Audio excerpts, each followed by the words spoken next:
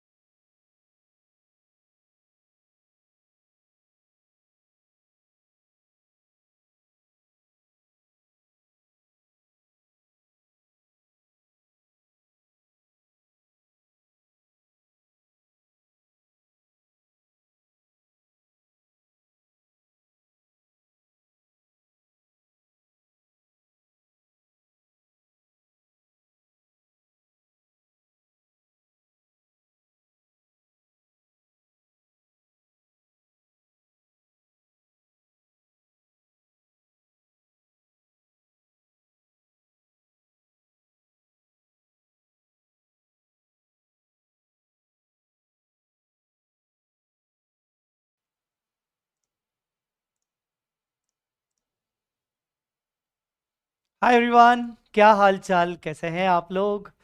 I hope आप सब अच्छे होंगे। Welcome back to the most important rapid revision series, जिसमें हम बात करेंगे आज cash flow statement AS3, right? तो AS3 कैश फ्लो स्टेटमेंट को आज हम रिवाइज करेंगे। सबसे पहले तो स्वागत है आप सबका।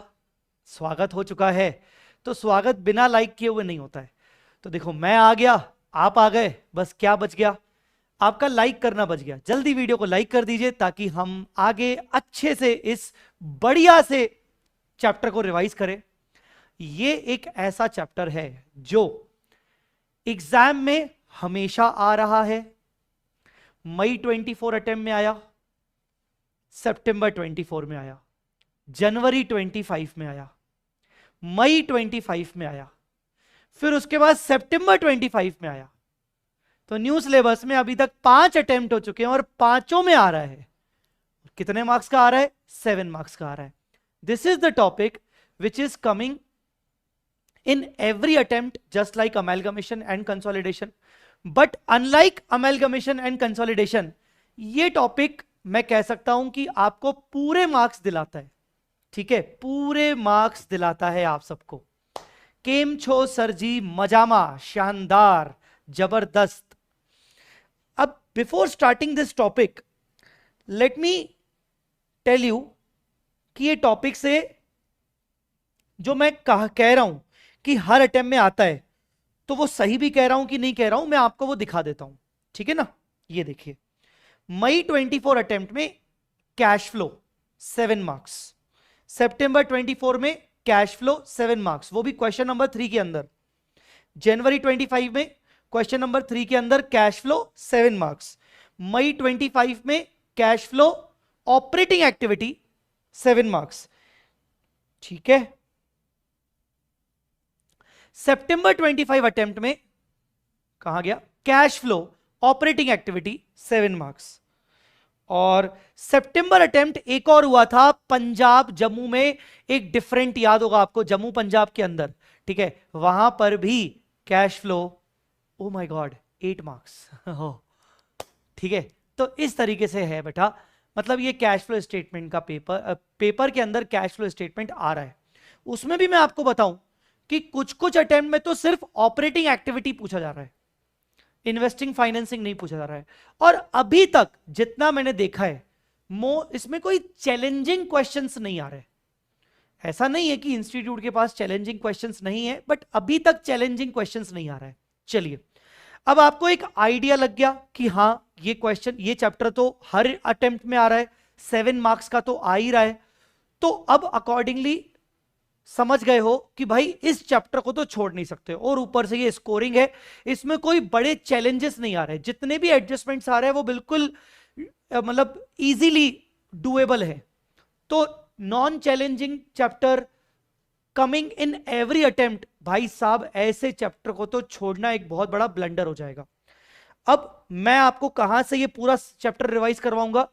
चैप्टर रिवाइज करवाऊंगा आपको मैं, एक तो ये पूरी मेरी समरी बुक है, समरी जो हैंड रिटन नोट्स मैंने लिखे हैं, यहां से अपना काम हो जाएगा। पर अभी मैं शुरुआत कहां से करूंगा, ध्यान से सुनना। ऑफकोर्स मैं यहां पर बस एक चीज का अजम्पशन मान के चल रहा हूं कि आपने ये चैप्टर कैश फ्लो स्टेटमेंट पहले पढ़ा होगा, भले फिर 6 महीने पहले हो पढ़ा है, साल भर पहले पढ़ा है, उससे कोई फर्क नहीं पड़ता, ठीक है ना। हां, अगर पहले कभी भी नहीं पढ़ा तो फिर मैं बोलूंगा कि ये वीडियो मत देखो, ठीक है। साल भर पहले पढ़ा है, 2 साल पहले पढ़ा है तो भी चलेगा। तो अब मेरी कुछ बातों पर ध्यान दीजिएगा, मेरी बातों पर इंपॉर्टेंटली ध्यान दीजिएगा। ये समरी पॉइंट्स तो हैं ही सही। अब मैं आपके साथ यहां पर कैश फ्लो स्टेटमेंट का पूरा फॉर्मेट आपके साथ पहले बनाऊंगा। It will not take more than 5-10 minutes, but एक बार अपन फॉर्मेट बना लेते हैं कि कैश फ्लो स्टेटमेंट में क्या क्या आता है, फिर क्या अपनों एक आइडिया लग जाएगा कि हाँ भाई चल क्या रहा है। शुरू करें, एक बार प्लीज मुझे रिप्लाई कर दीजिए। चलो एक बार जल्दी रिप्लाई कर दीजिए। मैं बना रहा हूं आपके सामने कैश फ्लो स्टेटमेंट का format, format of cash flow statement. चलो जल्दी जल्दी स्टार्ट करो, वीडियो को जल्दी लाइक कर दो। चलो जी, format of cash flow statement. तो हम सब जानते हैं कि कैश फ्लो स्टेटमेंट में 3 चीजें होती हैं। पूरे कैश फ्लो स्टेटमेंट को 3 हिस्सों में बनाते हैं, cash flow from operating activity, cash flow from investing activity, cash flow from financing activity, ठीक है। Operating, investing, financing. दूसरी चीज, cash flow from operating activity को हम आइदर डायरेक्ट मेथड से बना सकते हैं या फिर इनडायरेक्ट मेथड से बना सकते हैं। डायरेक्ट मेथड से बना सकते हैं, इनडायरेक्ट मेथड से बना सकते हैं, ठीक है, ठीक है।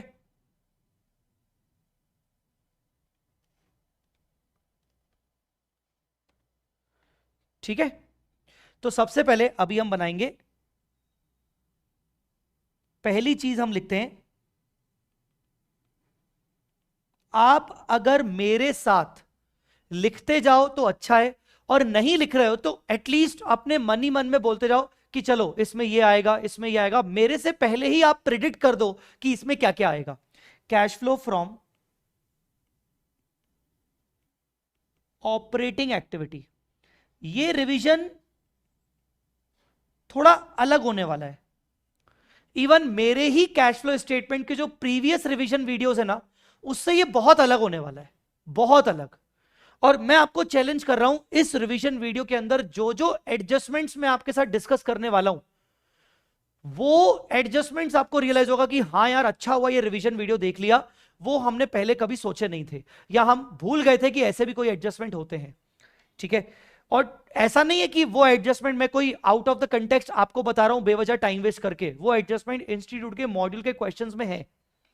तो cash flow from operating activity मैं अभी फिलहाल आपके साथ डिस्कस कर रहा हूं डायरेक्ट मेथड। मैं अभी आपके साथ स्टार्ट कर रहा हूं डायरेक्ट मेथड। तो सबसे पहले ऑपरेटिंग एक्टिविटी में कौन कौन से कैश फ्लोज हैं जो डायरेक्ट मेथड में आते हैं। तो बच्चों ऑपरेटिंग एक्टिविटी मतलब business related activity, operating activity मतलब बिजनेस रिलेटेड एक्टिविटी। या आप इसको उल्टा यूं समझो कि अगर मैं आपको बोलूं कि इन्वेस्टिंग एक्टिविटी है, तो इन्वेस्टिंग एक्टिविटी में हमेशा असेट्स, हमेशा असेट्स, कौन सी असेट्स, जैसे कि पीपीई, इन्वेस्टमेंट्स, इंटेंजिबल असेट्स, इनसे रिलेटेड आइटम्स ही आएंगे, इनसे रिलेटेड सेल, परचेज, इनकम्स। मैंने इवन ऑल असेट्स भी नहीं लिखा, सिर्फ PPE, investments, intangible, intangible assets, इनसे रिलेटेड सेल परचेज इनकम्स, ये सब इन्वेस्टिंग एक्टिविटी में आएंगी। अगर अपन फाइनेंसिंग एक्टिविटी की बात करें तो कैपिटल मतलब इक्विटी, प्रेफरेंस। इस वीडियो के एंड में आप मुझे जरूर बताना, अगर आप इसको रिवाइज कर चुके होगे तो मैं एंड में अपना कमेंट जरूर करना कि सर जो मैं कह रहा था कि मैं ये फर्स्ट टाइम वाला बच्चा रिवाइज नहीं करना चाहिए इसमें से, पर अगर फिर भी आपने किया है या भले आप फर्स्ट टाइम नहीं कर रहे हो तो ये वीडियो आपको कैसा लगा मुझे आप जरूर बताना लास्ट में। कैपिटल जिसमें इक्विटी, प्रेफरेंस, इसके अलावा बोरोइंग्स, बोरोइंग्स में लॉन्ग टर्म, शॉर्ट टर्म सब आ गया बोरोइंग्स में, डिबेंचर्स, बैंक लोन सब आ गया। और कैपिटल, बोरोइंग्स, इनके रिलेटेड इशू, रिडम्पशन, रिडम्पशन मतलब रीपेमेंट, बायबैक, इनके रिलेटेड एक्सपेंसेस, सारे के सारे फाइनेंसिंग एक्टिविटी में आते हैं। ठीक है, तो अगर आप मुझसे पूछो कि सर ऑपरेटिंग एक्टिविटी में क्या आता है, तो ऑपरेटिंग एक्टिविटी में इनको और इनको छोड़कर सब आता है। इनको और इनको छोड़कर सब आता है। सब मतलब सब। ठीक है, समझे क्या? पीपी इन्वेस्टमेंट इंटेंजिबल एसेट के सेल परचेज इनकम्स इन्वेस्टिंग में आएंगे। कैपिटल, बोरोइंग्स के इशू, रिडम्पशन, बायबैक और उनके एक्सपेंसेस फाइनेंसिंग में आएंगे। और इन सबको छोड़कर बाकी जो बच गया वो सब ऑपरेटिंग में आएगा, ऑपरेटिंग एक्टिविटी में आएगा। अब डायरेक्ट मेथड क्या बोलता है? अच्छा, उससे भी पहले एक क्वेश्चन आता है मन में बच्चों के, सर एग्जाम में जब क्वेश्चन आएगा और पता नहीं रहेगा कि डायरेक्ट मेथड से करना है या फिर इनडायरेक्ट मेथड से सॉल्व करना है, तो सर कौन से मेथड से सॉल्व करेंगे जब उन्होंने बताया नहीं होगा तो?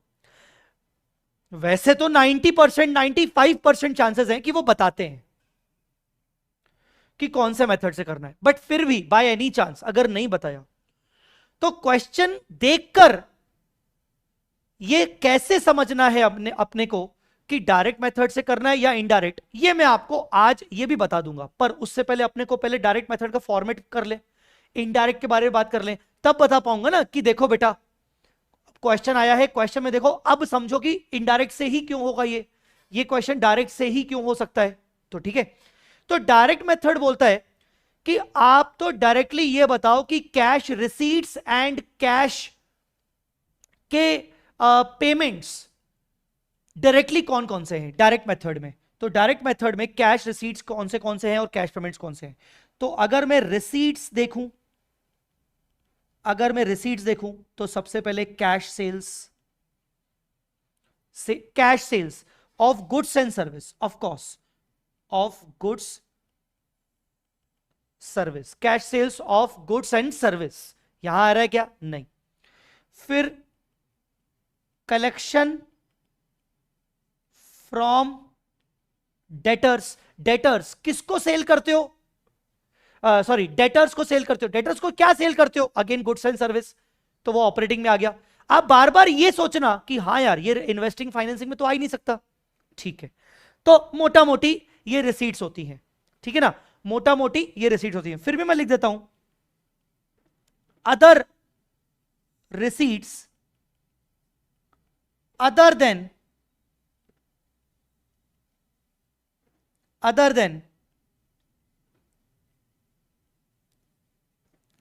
Investing and financing, other than investing and financing investing को छोड़कर, क्योंकि इसमें भी तो इनकम्स आ रही हैं, इसमें भी तो एक्सपेंसेस आ रहे हैं। पर फाइनेंसिंग एक्टिविटी के एक्सपेंसेस कौन कौन से होते होंगे? कैपिटल से रिलेटेड एक्सपेंसेस कौन से? जैसे कि डिविडेंड पे करना, डिविडेंड पेमेंट, जैसे कि इंटरेस्ट पे करना, जैसे कि अंडरराइटिंग कमीशन पे करना। इनके इनकम्स कौन से होते होंगे? जैसे डिविडेंड इनकम होना, इंटरेस्ट इनकम होना। आप लिखोगे तो ज्यादा अच्छा है, ठीक है ना, क्योंकि सुन सुन के कितना आपका रिटेंशन होगा ये तो मैं कह सकता हूं कि कंपेयर टू लिखना, आपका सुन सुन के रिटेंशन थोड़ा कम ही होगा, ठीक है। तो इनकम्स एक्सपेंसेस यहां भी आ रहे हैं, बट अदर देन दोज इसमें आ सकते हैं, ठीक है। इसके अलावा अगर मैं पेमेंट्स की बात करूं तो पेमेंट्स में क्या आएंगे? Cash purchases of goods and services,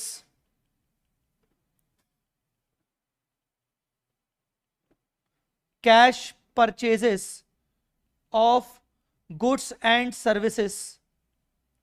उसके बाद पेमेंट टू क्रेडिटर्स, क्रेडिटर्स आप गुड्स एंड सर्विस ही परचेज करते हो। Payment to creditors, payment to creditors, payment of expenses. कौन से एक्सपेंसेस? अदर देन इंटरेस्ट, क्योंकि इंटरेस्ट तो बोरिंग के ऊपर होता है ना। Interest, payment of expenses other than dividend, ठीक है ना।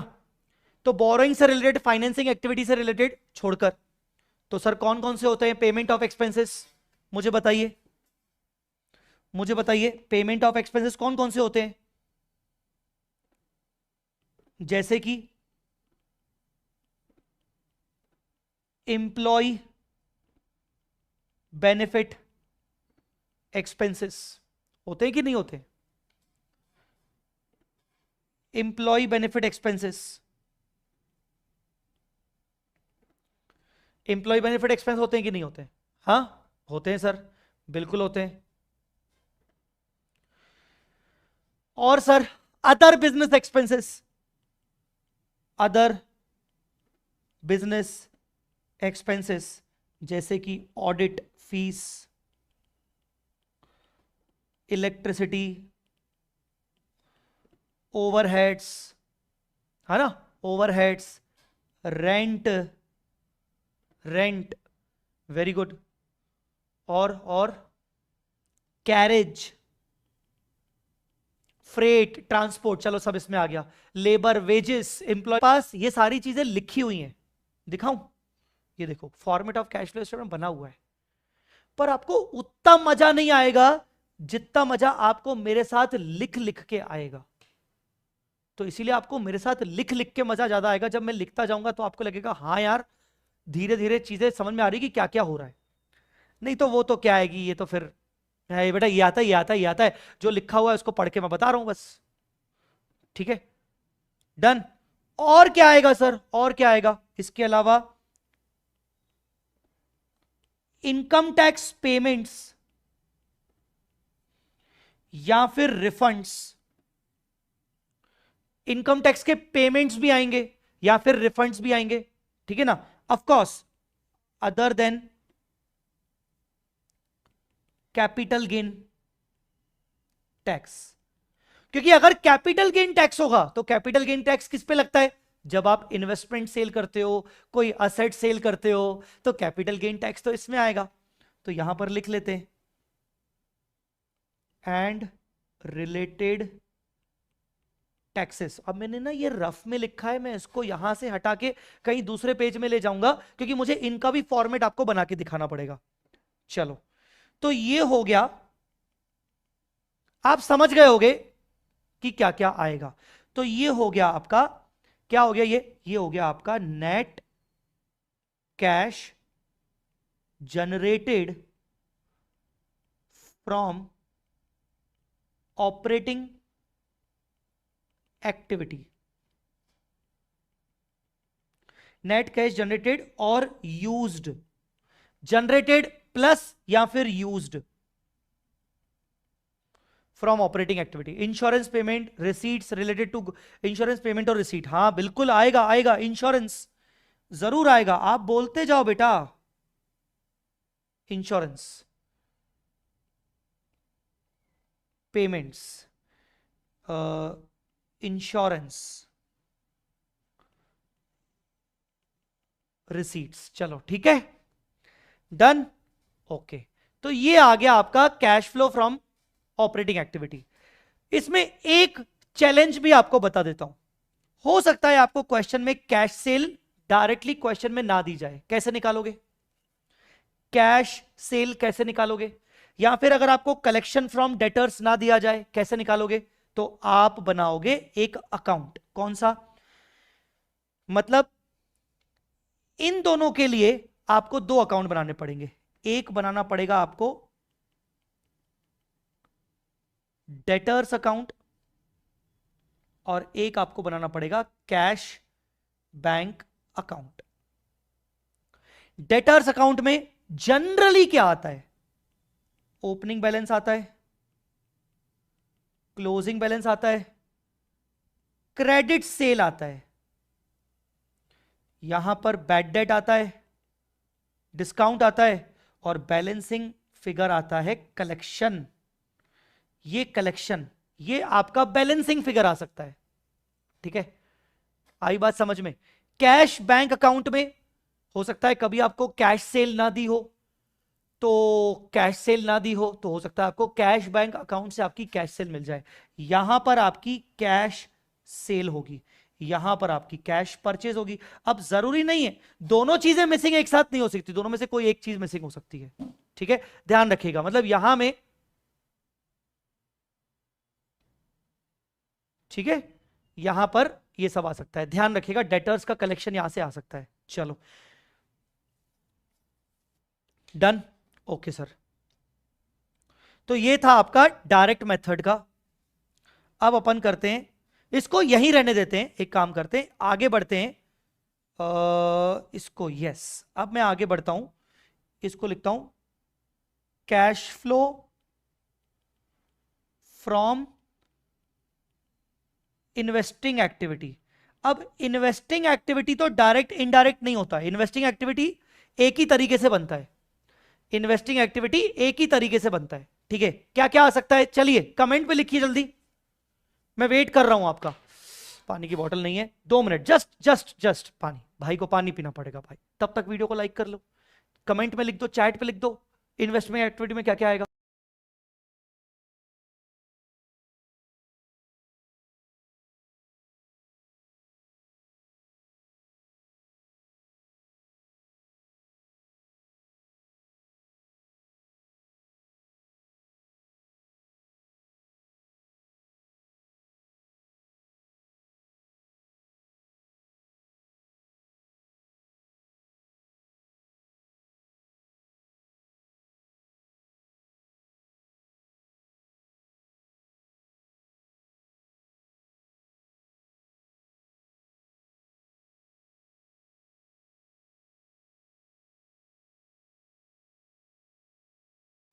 हाँ,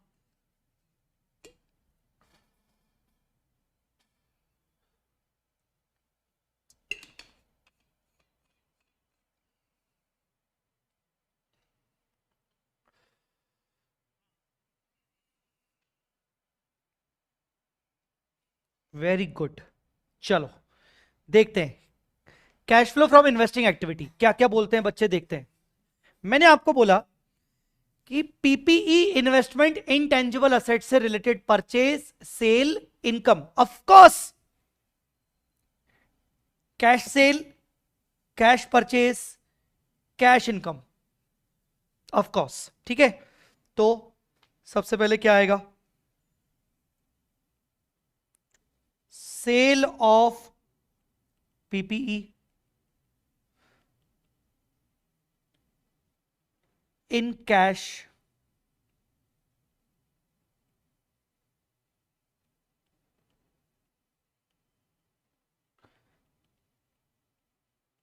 purchase of PPE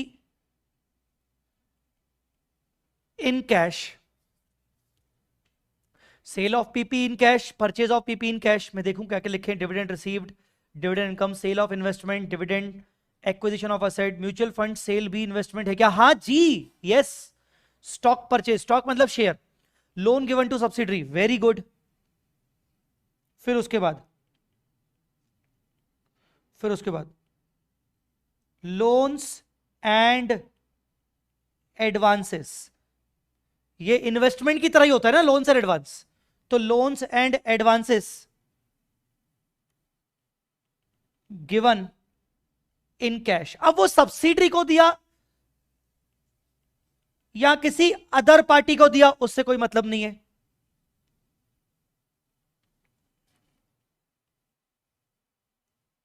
repayment of loans and advances, जो आपने लोन्स एंड एडवांसेस दिए थे उसका पैसा वापस आया, ठीक है। Purchase of investments in cash, purchase of investments in cash, कौन से investment sir? Shares, debentures, mutual fund, कुछ भी हो सकता है बेटा, bonds. Profit on sale of PPE का क्या ट्रीटमेंट होगा और कैसे और क्यों? Profit on sale of PPE, आप इसको एग्जाम्पल के रूप में मैं आपको समझाऊंगा। Profit on sale of PP या loss on sale of PP. Sir loans and advance given to customer कहां जाएगा? कस्टमर को अगर लोन्स एंड एडवांस दिया है तो बेटा वो ऑपरेटिंग एक्टिविटी में जाएगा, तो वो ऑपरेटिंग एक्टिविटी में जाएगा, क्योंकि अगर वो गुड्स के अगेंस्ट एडजस्ट होगा तो फिर मैं उसको ऑपरेटिंग में लिखूंगा। तो यहां पर मैं लिख देता हूं ये लोन्स एडवांसेस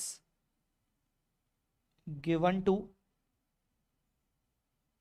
कस्टमर, तो वो लोन नहीं होगा ना बेटा, वो एडवांस गिवन टू कस्टमर होगा। लॉजिकली वो क्या होगा? Advance given to customer, advance given to customer, ठीक है। अच्छा पीपी आ गया तो इंटेंजिबल असेट भी आ गया, मैं यहां पर लिख देता हूं इंक्लूडिंग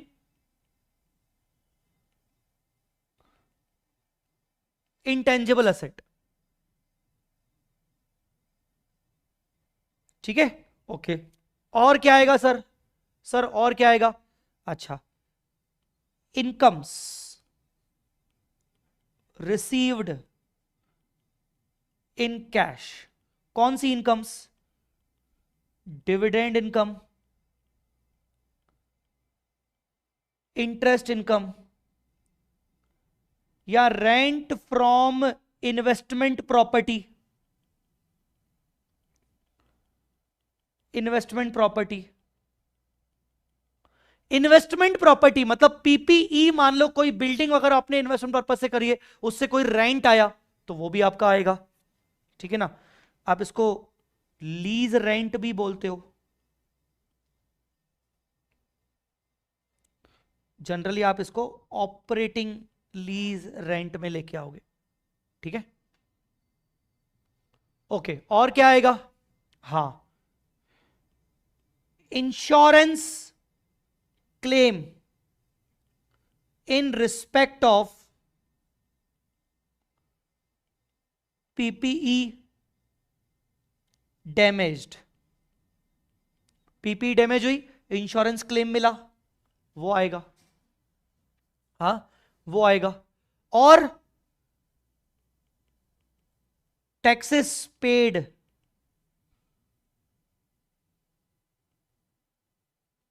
टैक्सेस पेड कौन से वाले? Capital gain,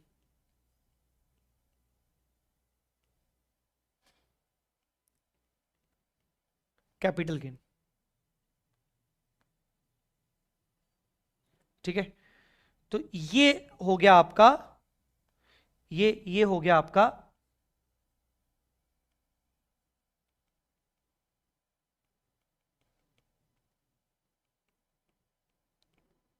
net cash generated या फिर यूज्ड इन इन्वेस्टिंग एक्टिविटी।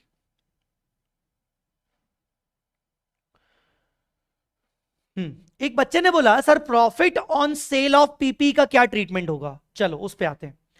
तो भाई देख, तेरी पीपीई की बुक वैल्यू मान ले 90,000 है और तू उसको सेल कर रहा है 1,05,000 पे। तू बता एंट्री क्या होगा। Bank account debit 1,05,000 to PPE 90,000 to profit. मेरे भाई तेरे को क्लियर है ये वाला पॉइंट। अब मुझे बता, ये जो प्रॉफिट है ये तो P&L में चला जाता है, ओके। बैंक में कितना आया, 1,05,000। And what is this, this is sale of PPE. तो मेरे दोस्त, जब मैं यहां पर सेल ऑफ पीपी 1,05,000 दिखाऊंगा तो प्रॉफिट तो इसके अंदर आ ही गया ना। प्रॉफिट तो इसके अंदर आ ही गया ना भाई, समझा गया। तो अब कुछ और करने की जरूरत ही नहीं है। हां, इनडायरेक्ट मेथड के अंदर ऑपरेटिंग एक्टिविटी में इस प्रॉफिट 15,000 का कुछ तो भी एडजस्टमेंट होगा, पर अभी मैं उस पर बात नहीं करूंगा क्योंकि मैंने अभी इनडायरेक्ट मेथड पे कोई बात की नहीं है, ठीक है।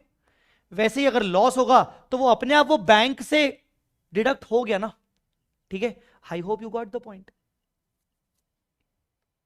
चलो तीसरी बात, cash flow from financing activity. Oh my God, cash flow from financing activity.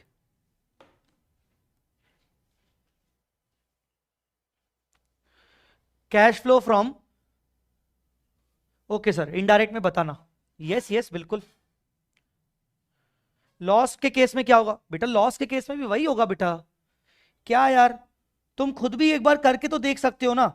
Cell मान लो 80,000 में किया तो एंट्री क्या करूंगा, bank 80 to PPE 90, loss debit 10। मैंने तो बैंक में ही 80 लिख दिया, सॉरी यहां पर 80 लिख दिया तो लॉस अपने आप एडजस्ट हो गया ना, क्योंकि पीपी तो वैसे 90 की थी। तो 90 माइनस 10 करूं तो या तो सीधा 80 कर दो ना, बात खत्म ना। लॉस अपने आप इसमें एडजस्ट हो गया ना बेटा, कुछ और करने की जरूरत ही नहीं है। तो प्रॉफिट हो चाहे लॉस हो, अपने आप एडजस्टमेंट हो गया। प्रणव अग्रवाल। चलो अब बात करते हैं cash flow from financing activity. चलो लिखना शुरू करो जल्दी, लिखना शुरू करो जल्दी। Cash flow from financing activity में क्या क्या आएगा, सोचो। आप को मैं वापस से आप बताता हूं, this revision video on cash flow is a completely different type of revision video as compared to my other previous revision videos of cash flows. इससे पहले रैपिड रिवीजन के टाइम पे मैंने कैश फ्लो जब रिवीजन करवाया था और उससे पहले करवाया था, ये कैश फ्लो रिवीजन थोड़ा अलग है, ठीक है ना। चलो यस, लिखना शुरू हो चुका है बच्चों का।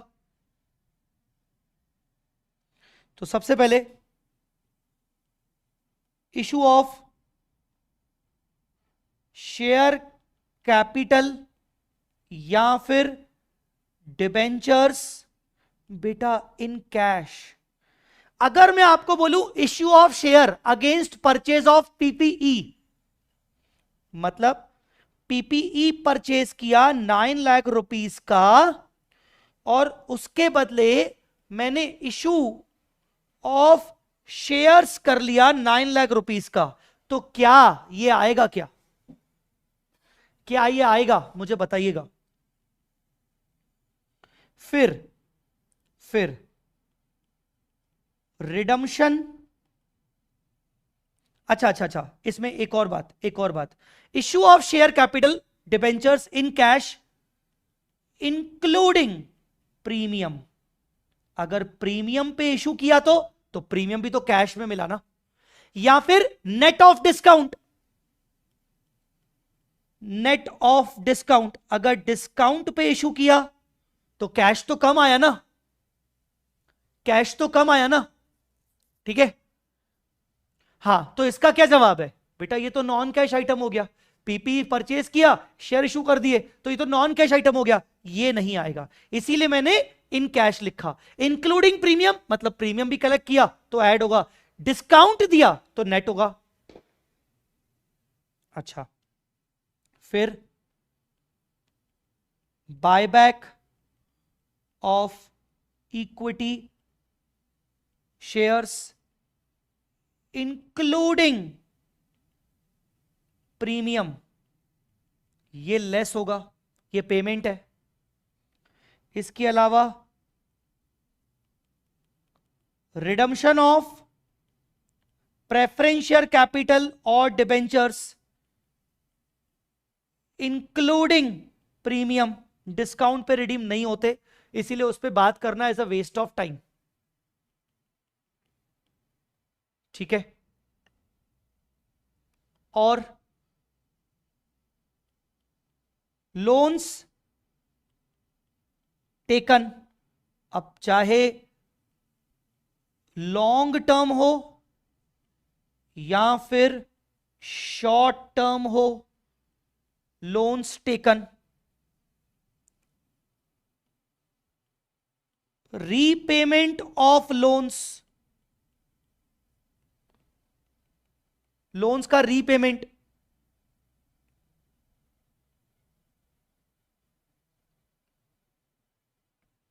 ठीक है, आई समझ में। अब मुझे बताओ expenses relating to financing activity, expenses relating to financing activity, कौन कौन से एक्सपेंसेस होंगे जो फाइनेंसिंग एक्टिविटी से रिलेटेड होंगे, जैसे कि dividend paid, interest paid, interest paid, okay, और अंडर राइटिंग कमीशन,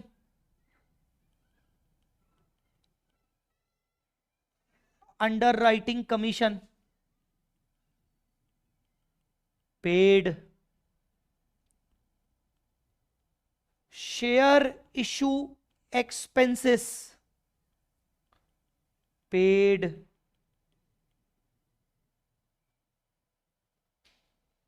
समझे क्या,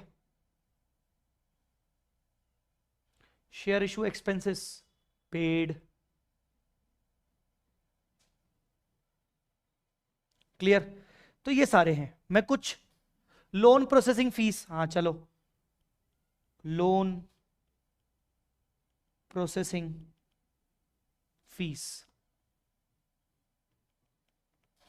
ठीक है। तो आई होप आपको समझ में आ गया होगा। ये आ गया नेट कैश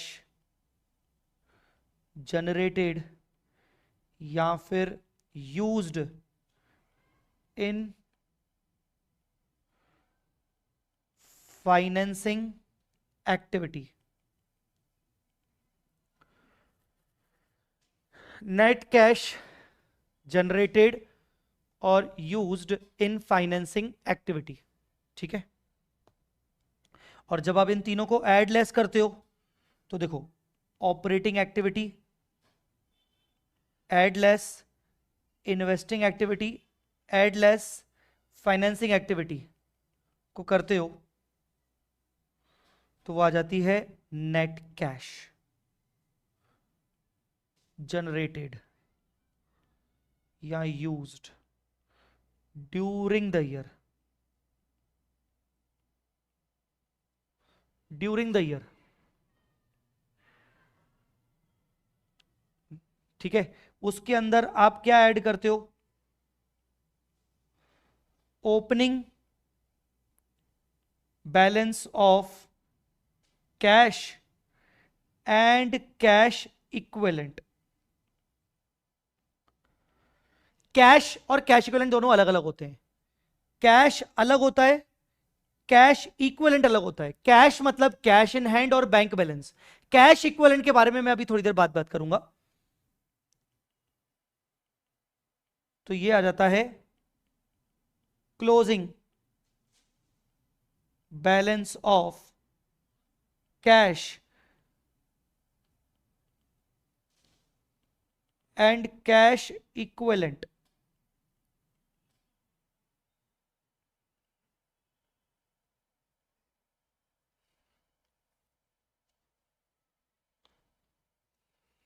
ठीक है,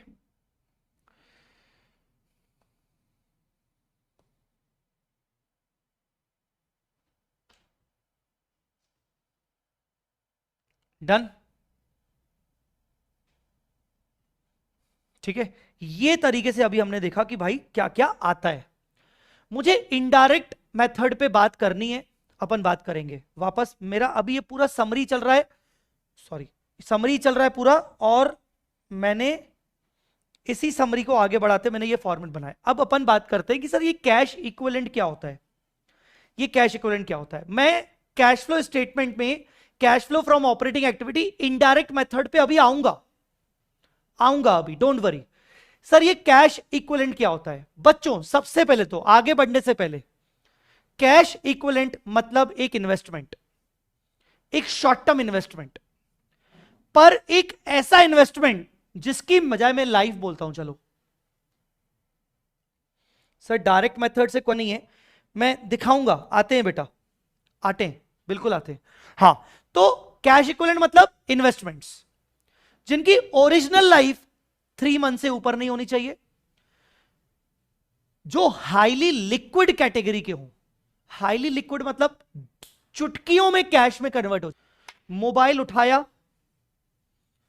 ऐप के अंदर मैंने कुछ इन्वेस्टमेंट्स वगैरह किए। आजकल सारी चीजें इन्वेस्टमेंट्स वगैरह ऐप के थ्रू हो सकती हैं। गोल्ड में इन्वेस्टमेंट करना है, खटक खटक डन। अरे क्या हो गया, नेटवर्क बिजी, 2 मिनट।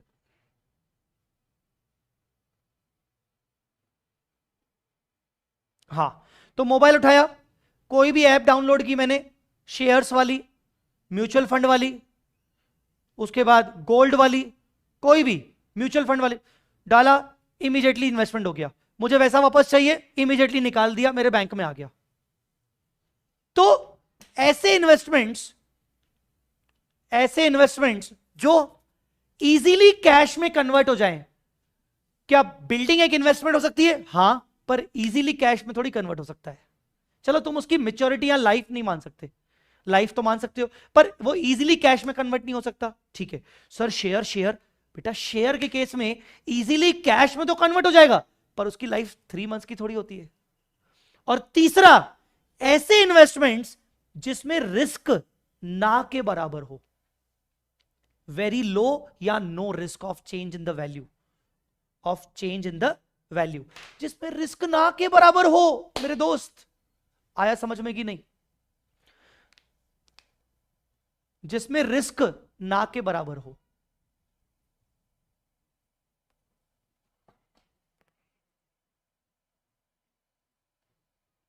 ठीक है सर, तीनों कंडीशन होनी चाहिए। हां सर, इक्विटी शेयर्स में रिस्क होता है चेंज होने का। तो सर ऐसे कौन से इन्वेस्टमेंट आजकल के जमाने में आते हैं? एफडी, 3 महीने की एफडी, ठीक है, या ऐसे सिक्योरिटीज जिनकी लाइफ 3 महीने के अंदर की हो। ठीक है, चलो उसके बाद आपने फाइनेंशियल स्टेटमेंट्स का नाम सुना होगा। तो फाइनेंशियल स्टेटमेंट्स में बैलेंस शीट बनाया जाता है, पी&एल बनाया जाता है और कैश फ्लो स्टेटमेंट बनाया जाता है। बट बैलेंस शीट और पी&एल किस बेसिस पे बनाया जाता है? अक्रूवल बेसिस पे बनाया जाता है। कैश फ्लो स्टेटमेंट किस बेसिस पे बनाया जाता है? कैश बेसिस पे बनाया जाता है, अक्रूवल बेसिस पे नहीं बनाया जाता। Cash flow from operating activity में क्या क्या आता है अभी हमने देख लिया, तो मैं इस पार्ट को स्किप कर रहा हूं। Cash flow from operating activity अगर इनडायरेक्ट मेथड से बनाओ तो क्या आता है? हाँ, अब ये है हमारा important part. Cash flow from operating activity अगर इनडायरेक्ट मेथड से मैं बनाता हूं तो फिर मुझे क्या करना है? मैं कैसे बनाऊंगा, कहां से शुरू करूंगा, यहां मैं आपको लेके आ चुका हूं। ठीक है, तो अभी हम बात कर रहे हैं इनडायरेक्ट मेथड। तो सबसे पहले इनडायरेक्ट मेथड से जब आप कैश फ्लो स्टेटमेंट बनाते हो तो लॉजिकली आप पता है क्या कर रहे हो?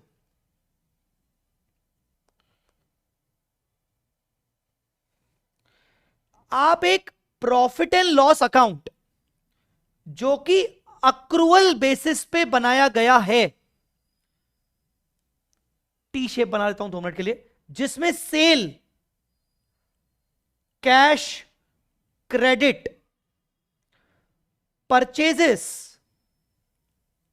कैश, क्रेडिट, जिसमें सेल, परचेजेस, ऑल एक्सपेंसेस, चाहे वो ऑपरेटिंग नेचर के हों या फाइनेंसिंग एक्टिविटी से रिलेटेड हों, ऑल इनकम्स। अब भाई पीएनएल में तो सब आता है, पीएनएल में तो, अच्छा मुझे बताओ, अभी तुमने फाइनेंसिंग एक्टिविटी बनाई तो क्या इंटरेस्ट जो है वो पीएनएल में नहीं आता? क्या आता है? ठीक है, रेंट रिसीव्ड पीएनएल में आता है? आता है, पर यहां तो इन्वेस्टिंग एक्टिविटी में है। Dividend income, interest income PNL में आता है? क्या आता है, पर यहां तो इन्वेस्टिंग एक्टिविटी में। In the same sense employee benefit expense PNL में आता है, पर यहां तो ऑपरेटिंग में है। तो कहने का मतलब कैश फ्लो स्टेटमेंट के अंदर उनको अलग अलग कैटेगरी में लिखा गया है, पर अल्टीमेटली इनकम और एक्सपेंस पीएनएल में तो आते हैं, सब आते हैं। ऑल इनकम्स, चाहे वो ऑपरेटिंग के नेचर के हो, चाहे वो इन्वेस्टिंग नेचर के हो। ठीक है, और फिर जाके यहां पर आपका नेट प्रॉफिट आता है, और नेट प्रॉफिट में से आप यहां पर टैक्स माइनस करते हो तो नेट प्रॉफिट आफ्टर टैक्स आता है। गाइस, एक प्रॉपर चीज बोलूंगा, उसी चीज के ऊपर निर्धारित है आपका पूरा cash flow from operating activity, indirect method. जब आप इनडायरेक्ट मेथड से कैश फ्लो स्टेटमेंट बना रहे हो ना, इनडायरेक्ट मेथड से ऑपरेटिंग एक्टिविटी बना रहे हो, तो what you are doing, you are logically converting your PNL into cash flow. आप अपने पीएनएल को कैश फ्लो में कन्वर्ट कर रहे हो। कैसे? अगर मैं आपको बोलूं कि इस पीएनएल को कैश फ्लो में कन्वर्ट कर लो, चलो आप इस पीएनएल को कैश फ्लो में कन्वर्ट करो। चलो आपको ना कुछ एग्जांपल्स के साथ आपको देता हूं जिससे आपको थोड़ा सा समझ में आ जाए। मान लो आपकी कैश परचेज है 50,000 और क्रेडिट परचेज है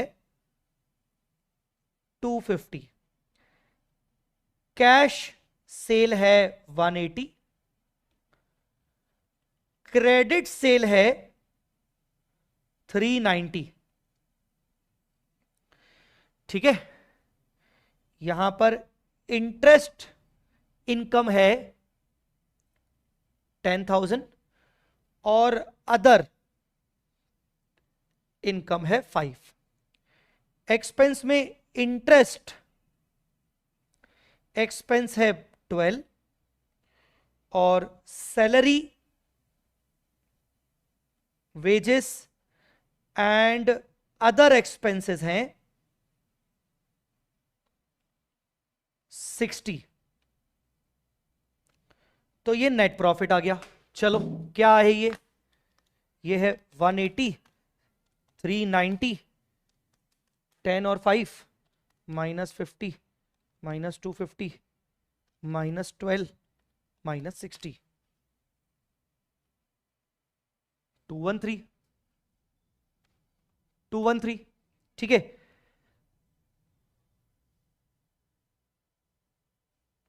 ऐसा लग रहा है कि रेगुलर क्लास चल रहा है, तो ये अच्छी बात है कि बुरी बात है भाई?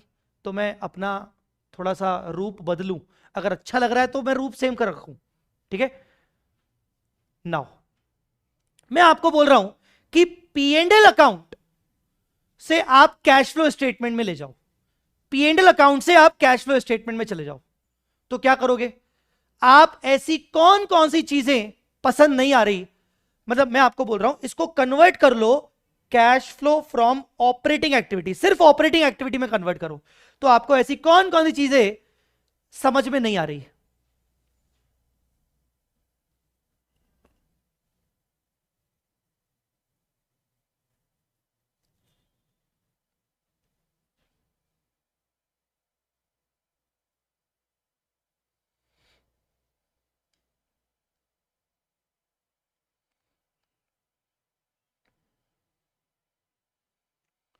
आपको कौन सी चीजें लग रही है कि मुझे ऑपरेटिंग एक्टिविटी में कन्वर्ट करने के लिए हटानी पड़ेंगी?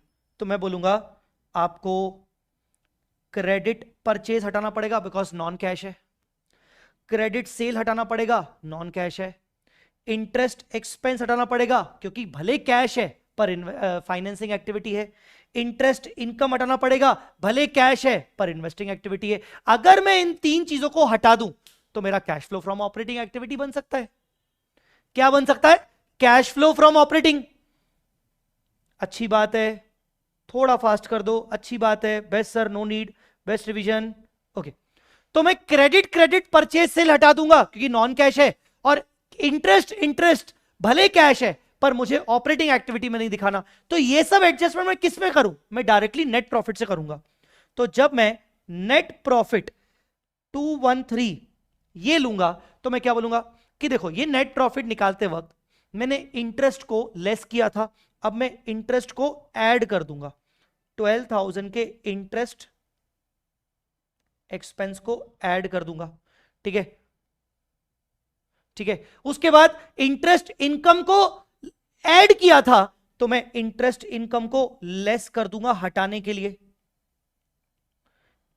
इनकम को लेस कर दूंगा, इनकम को लेस कर दूंगा। हटाना है ना, हटाने के लिए पीएनएल के अंदर मैंने ऐड किया था पर मुझे कैश फ्लो के लिए हटाना है। हटाना है मतलब ऐड वाली चीज को लेस करो, लेस वाली चीज को ऐड करो। क्रेडिट परचेज और क्रेडिट सेल को भी हटाना पड़ेगा, हाँ या ना? हटाना पड़ेगा। उसको जब मैं हटाऊंगा तो वो हटता है आपके वर्किंग कैपिटल चेंजेस के थ्रू, वो ऐसे डायरेक्ट नहीं हटता, वो आपके वर्किंग कैपिटल चेंजेस के थ्रू हटता है। जब आप इन ओपनिंग क्लोजिंग करंट असेट्स और करंट लायबिलिटीज के इफेक्ट देते हो उसके थ्रू आपका ये क्रेडिट परचेसेस और क्रेडिट सेल हटता है, ठीक है। सर डायरेक्ट क्यों नहीं हटा रहे हो? क्योंकि मोस्ट ऑफ द क्वेश्चंस में आपको ये पी एंड एल दिया ही नहीं रहेगा, तो आपको पता ही नहीं रहेगा कि कितनी क्रेडिट परचेज है कितनी क्रेडिट सेल है। तो इनडायरेक्टली आप उसको वर्किंग कैपिटल चेंजेस मतलब करंट असेट करंट लायबिलिटी के चेंजेस से हटाते हो, ठीक है। इसके और डिटेल में मैं जाऊंगा तो वो टाइम वेस्ट है, रेगुलर क्लास में समझाता हूं, एग्जाम ओरिएंटेड बैच में भी समझाता हूं, बट यहां मैं नहीं समझा सकता बिकॉज यहां पर मुझे टाइम को भी ध्यान में रखते हुए चलना है ताकि ये वाला लेक्चर बच्चों को एग्जाम टाइम में काम आ जाए, ठीक है। तो क्रेडिट सेल परचेज हटाने के लिए मुझे वर्किंग कैपिटल चेंजेस करने पड़ेंगे, नो डाउट एट ऑल। मुझे लगता है कि आपको यहां तक तो चीजें समझ में आ गई होंगी, इवन आप भी नहीं चाहोगे कि हाँ सर क्यों काय को, उसका अपन वर्किंग कैपिटल चेंजेस देख लेंगे, ठीक है। Thank you so much, Sejal. I visited first time this channel and I found the gem. Thank you.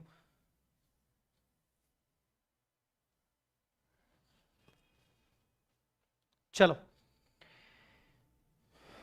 तो इनडायरेक्ट मेथड, तो अभी वापस आ जाओ, इनडायरेक्ट मेथड पे आते हैं। फिर अपन पूरा फॉर्मेट भी बनाएंगे, फिर अपन पूरा फॉर्मेट बनाएंगे। फॉर्मेट अपना बना भी हुआ है पर अपन फिर से बना लेंगे, की फर्क पैदा है?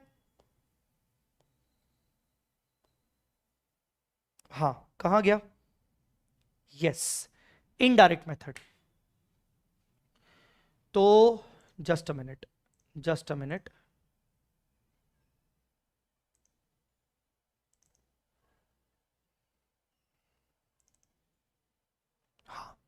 यस। इनडायरेक्ट मेथड में आपको क्या करना है? आपको इनडायरेक्ट मेथड में हमेशा स्टार्ट कहां से करना है? Net profit before taxes. Net profit before tax आपको सर कहां से मिलेगा? सर आपको नेट प्रॉफिट बिफोर टैक्सेस या तो पीएनएल से मिलेंगे, क्वेश्चन में आपको पीएनएल से दिया होगा, या तो अलग से दिया होगा, ठीक है। सर दिखा सकते हो क्या? दिखा सकते हो क्या? तो मैं अपना एक क्वेश्चन बैंक निकाल लेता हूं, क्वेश्चन बैंक निकाल लेता हूं, उससे आपको मैं दिखा देता हूं।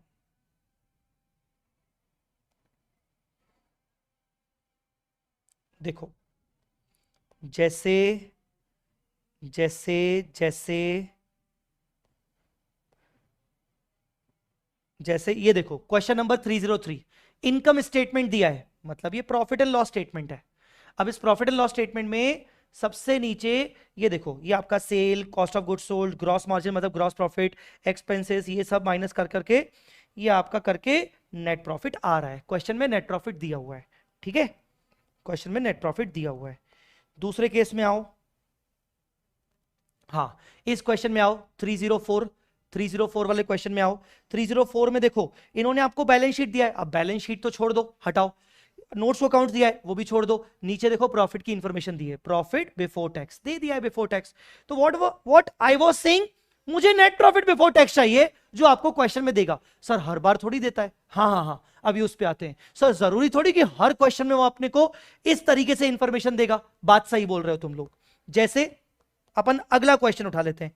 अच्छा इस क्वेश्चन में देखो 305 नेट प्रॉफिट दे रखा है, ठीक है। अच्छा 306 में आओ, 306 बैलेंस शीट दे रखी है, ठीक है ना, और एडिशनल इंफॉर्मेशन में पीस ऑफ लैंड छोड़ दो, प्लांट छोड़ दो, इन्वेस्टमेंट, मुझे तो नेट प्रॉफिट ढूंढना है, directors, pre acquisition dividend, voluntary, declare dividend, income tax liability, नहीं इस क्वेश्चन में दिया ही नहीं है, इस क्वेश्चन में दिया ही नहीं है। 306 नंबर क्वेश्चन है, मैंने एग्जाम टिक करवाया, बहुत इंपॉर्टेंट क्वेश्चन है, इस क्वेश्चन में दिया ही नहीं है मेरे को नेट प्रॉफिट, कैसे निकालूं। जिन जिन क्वेश्चंस में मेरे को ऐसे डायरेक्टली प्रॉफिट एंड लॉस भी नहीं दिया, नेट प्रॉफिट निकाल के नहीं दिया, मैं क्या करूंगा, मैं हेल्प लूंगा रिजर्व्स एंड सरप्लस की, मैं हेल्प लूंगा general reserve, profit and loss, reserves and surplus की मैं हेल्प लूंगा। इनकी ओपनिंग क्लोजिंग की कोई वर्किंग होगी, उससे मैं नेट प्रॉफिट निकालूंगा। पर हां तब जब मेरे को ऊपर के क्वेश्चंस की तरह डायरेक्टली नेट प्रॉफिट ना दिया हो।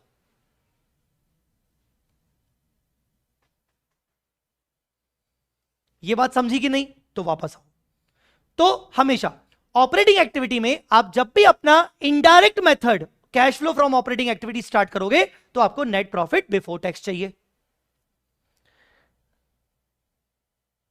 नेट प्रॉफिट बिफोर टैक्स चाहिए, ठीक है। सर अगर नेट प्रॉफिट बिफोर टैक्स ना दिया हो, नेट प्रॉफिट आफ्टर टैक्स दिया हो, तो अरे भाई तू नेट प्रॉफिट बिफोर टैक्स नहीं दिया, कोई बात नहीं, आफ्टर टैक्स से बिफोर टैक्स में लाने में कितना टाइम लगेगा, क्या कर लेगा तू, आराम से net profit before after tax में तू टैक्स का प्रोविजन ऐड कर दे, मतलब टैक्स ऐड कर दे तो नेट प्रॉफिट बिफोर टैक्स आएगा। अच्छा इससे मुझे एक चीज समझ में आई, मुझे एक बात बता, मैंने बोला नेट प्रॉफिट आफ्टर टैक्स में जब तू टैक्स ऐड करेगा तो नेट प्रॉफिट बिफोर टैक्स मिल जाएगा, और net profit before tax is the starting point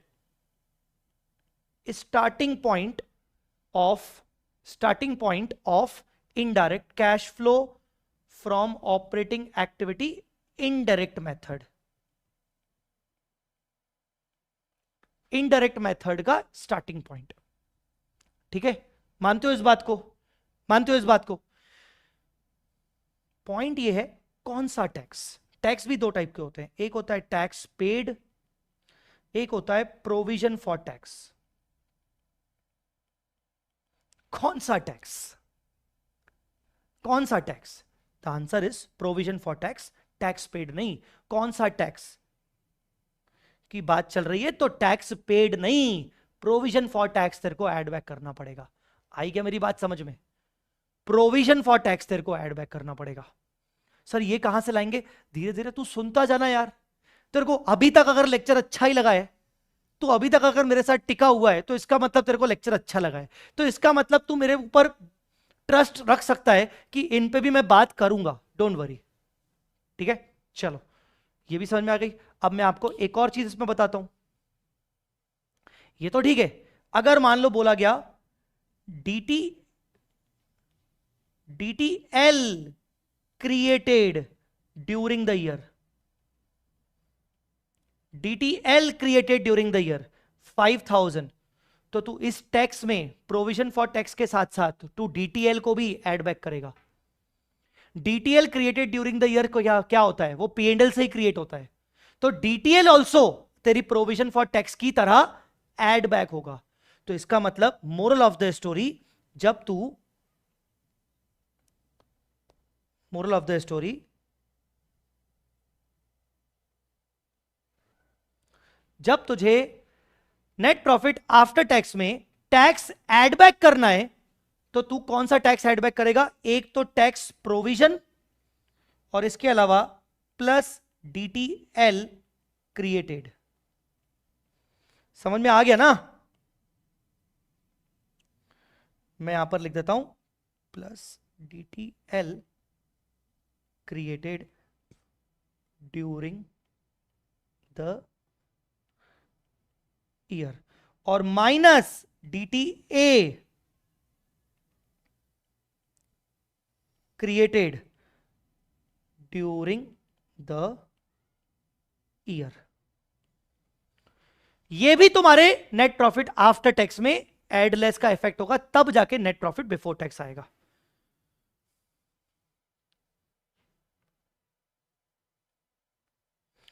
Keshav कह रहा है डीटीएल वाला पॉइंट नया था मेरे लिए, और थोड़ी देर पहले केशव ने कहा थोड़ा सा सर थोड़ा फास्ट कर दो तो अच्छा है। यही तो रीजन है, मैंने आपको बोला ना आज बहुत सारी चीजें आपको लगेगी हाँ यार साला ये तो सोचा ही नहीं था। पता है रीजन? तुम टैक्स प्रोविजन ऐड क्यों करते हो? क्योंकि टैक्स प्रोविजन की एंट्री क्या होती है? एंट्री होती है P&L account debit to tax provision. पहली बात तो नॉन कैश है इसीलिए ऐड करते हो, और ऐड इसलिए करते हो क्योंकि तुमने P&L के अंदर टैक्स प्रोविजन लेस किया होगा। ये तो बेटा इमेजिन करना पड़ेगा, P&L डेबिट हुआ है तो टैक्स प्रोविजन लेस किया होगा, इसलिए अब तुम ऐड बैक कर रहे हो और वो नॉन कैश है। In the same sense DTL entry क्या हुई होगी? एंट्री यही होगी P&L account debit to DTL. DTL भी नॉन कैश है और P&L के अंदर लेस हो गया होगा, इसलिए ऐड बैक कर रहे हैं। DTA account debit to P&L, एक तो नॉन कैश है और P&L के अंदर बेटा इनकम ऐड हुआ होगा, इसलिए लेस कर रहे हैं। वाह सर, वाह सर।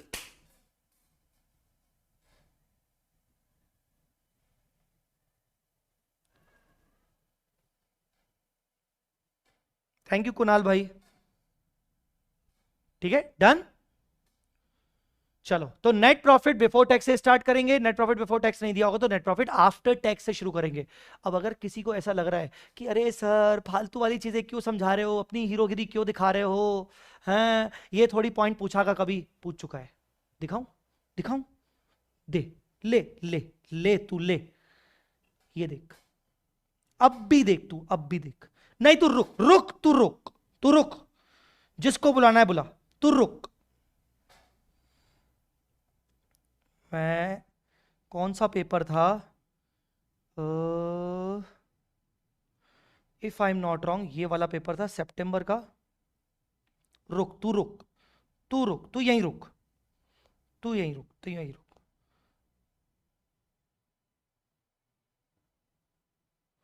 नहीं सितंबर का पेपर नहीं था। सितंबर का जम्मू वाला पेपर था क्या? सितंबर का जम्मू वाला पेपर नहीं था। रुक रुक रुक, तू रुक, मई मई वाला होगा, मई वाला होगा, मई वाला होगा। नहीं तू रुक,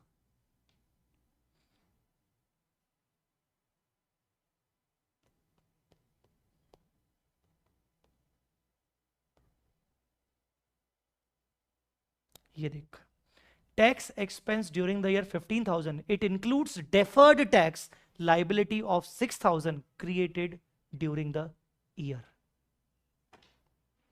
तो कुल मिला के टैक्स एक्सपेंस 15 है जिसमें डीटीएल 6 है, तो 15 में से डीटीएल 6 गया तो बाकी का एक्चुअल 9,000 का टैक्स प्रोविजन है जो तूने P&L से क्रिएट किया होगा।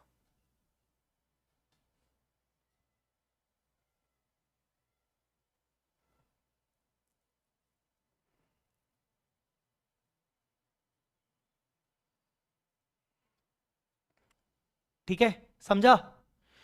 तो मैं आपके साथ कोई भी फालतू का टाइम पास नहीं कर रहा हूं बच्चों, ना ही मैं कोई कोशिश कर रहा हूं आपको हीरोगिरी दिखाऊं। ठीक है, आगे बढ़ते हैं। सर अगर दोनों चीजें ना दी हो तो? सर ना नेट प्रॉफिट बिफोर टैक्स दिया है ना नेट प्रॉफिट आफ्टर टैक्स दिया है, अब क्या करें? Both are not given. तो जो मैंने अभी आपको दिखाया कि बेटा क्वेश्चन में, यहां इस क्वेश्चन 306 में नेट प्रॉफिट बिफोर टैक्स नहीं है, नेट प्रॉफिट आफ्टर टैक्स नहीं है, क्या करें? बैलेंस शीट का सहारा लेना पड़ेगा। बैलेंस शीट का सहारा कैसे लेंगे? Closing P and L balance उठाओ, उसमें से opening P and L balance minus कर दो, ठीक है ना? जैसे इस क्वेश्चन में किया है, ये क्लोजिंग है और 70,000 माइनस 50,000 20,000। तो ये रीजन क्या है? Closing P and L balance और opening P and L balance का जो डिफरेंस होगा वो आपकी करंट ईयर की कमाई होगी, उसको आप बोलोगे रिटेन्ड अर्निंग, करंट ईयर की कमाई। और भाई मेरे बहनों, भाइयों बहनों, आप नेट प्रॉफिट बिफोर टैक्स क्या होती है? करंट ईयर की कमाई। नेट प्रॉफिट आफ्टर टैक्स क्या होती है? करंट ईयर की कमाई। बस फर्क इतना है मेरे दोस्त, फर्क इतना है, अगर मैं तुझे बोलूं, तू थोड़ा सा ध्यान देख, अगर मैं तुझे बोलूं कि तूने ये कंसेप्ट तो पक्का पढ़ा होगा, क्या? कि सबसे पहले नेट प्रॉफिट बिफोर टैक्स होता है, उसमें से टैक्स माइनस होता है, फिर नेट प्रॉफिट आफ्टर टैक्स होता है, फिर उसमें से प्रेफरेंस डिविडेंड माइनस करते हैं, याद है कि नहीं? फिर उसमें से ट्रांसफर टू जनरल रिजर्व करते हैं, याद है कि नहीं? फिर तब जाके तुम्हारा रिटेन्ड अर्निंग आता है, और उसमें जब तुम opening P and L balance add कर देते हो तो जाके तुम्हारा closing P and L balance आता है। तो मेरे दोस्त, तेरे को ये डायरेक्ट तरीका पता है, बस इसका उल्टा कर रहा हूं मैं बोल रहा हूं कि यार मुझे ये पता ही नहीं, ठीक है ना? मुझे ये पता ही नहीं, चलो मुझे ये पता है 40,000, पर मुझे ये दोनों पता ही नहीं। हां, मुझे ये पता है डिविडेंड 60,000, मुझे ये पता है कि ड्यूरिंग द ईयर ट्रांसफर किया था 10,000, मुझे ये पता है कि ओपनिंग बैलेंस जो है वो 180 है, मुझे ये पता है कि जो क्लोजिंग बैलेंस है वो 270 है। तो मेरे भाई अब तू उल्टा कर दे, क्लोजिंग तेरा 270 है, ओपनिंग तेरा 180 है, मतलब तेरी रिटेन्ड अर्निंग 90 हुई होगी। अगर तेरी रिटेन्ड अर्निंग 90 हुई होगी तो -10 करके 90 आया, तो वापस से ऐड कर, वापस से 60 ऐड कर, तो नेट प्रॉफिट कितना आया होगा? नेट प्रॉफिट आया होगा 160। अरे भाई, अरे दादे, अरे अरे अरे अरे अरे, प्लस माइनस ही करना था, मैं समझ गया, तेरे को नहीं आया समझ में। अरे एक्स में से तूने 60 माइनस किया, तूने 10 माइनस किया, तो तेरा 90 बचा, तो एक्स की वैल्यू क्या होगी? 90 में इन सब दोनों को प्लस कर दे, ये बोल रहा हूं। तो क्या होगा? 160। फिर तू इसको 40 को ऐड कर दे, तो क्या मिला? 2 लाख। तो मेरा कहने का मतलब है, अरे भाई तूने अपनी जिंदगी में ये तरीका देखा ही है, बस तेरे को उल्टा करना है। अरे तेरे को उल्टा करना है।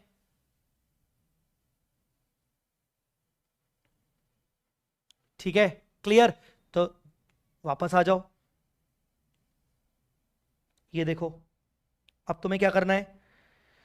अगर नेट प्रॉफिट बिफोर टैक्स और आफ्टर टैक्स नहीं दिया तो closing P and L balance में से opening P and L balance निकाल लो, माइनस कर दो, रिटेन्ड अर्निंग आ जाएगा। रिटेन्ड अर्निंग में आप सबसे पहले ऐड बैक करो ड्यूरिंग द ईयर जो भी आपने जनरल रिजर्व में ट्रांसफर किया है, ड्यूरिंग द ईयर जो भी आपने जनरल रिजर्व में ट्रांसफर किया है, या जनरल रिजर्व से पी एंड एल का जो भी आपने खेल किया है, पी एंड एल से जनरल रिजर्व में ट्रांसफर किया या जनरल रिजर्व से उल्टा पी एंड एल में दे मारा, कुल मिला के आपने पी एंड एल और जनरल रिजर्व को करवाया है,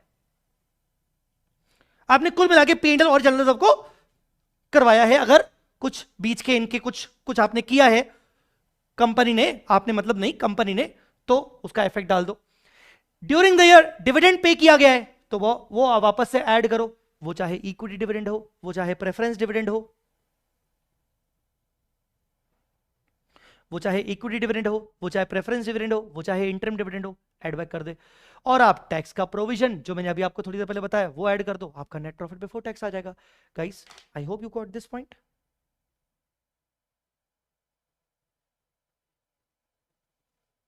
हाँ जी, फेस टू फेस रहेगा Sarvesh.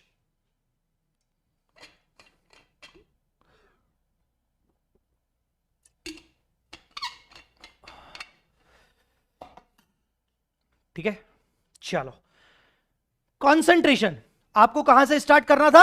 Net profit before tax.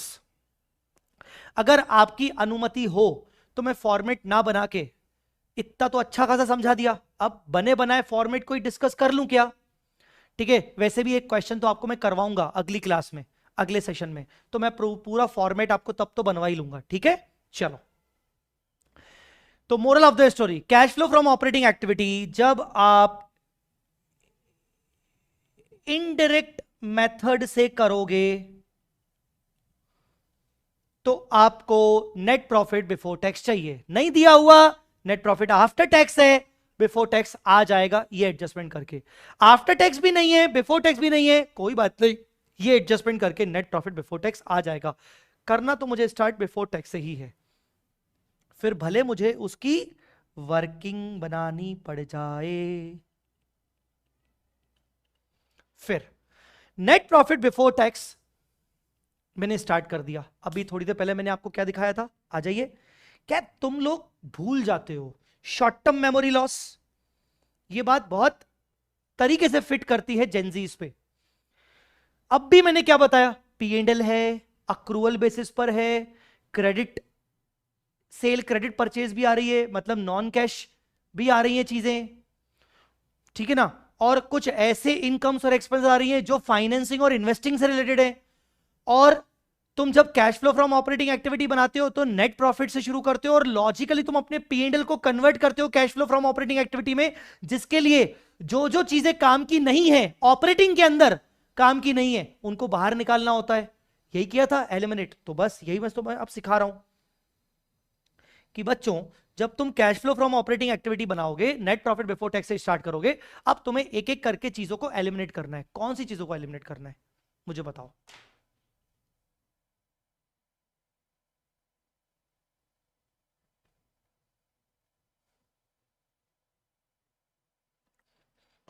मुझे बताओ कौन सी चीजों को एलिमिनेट करना है?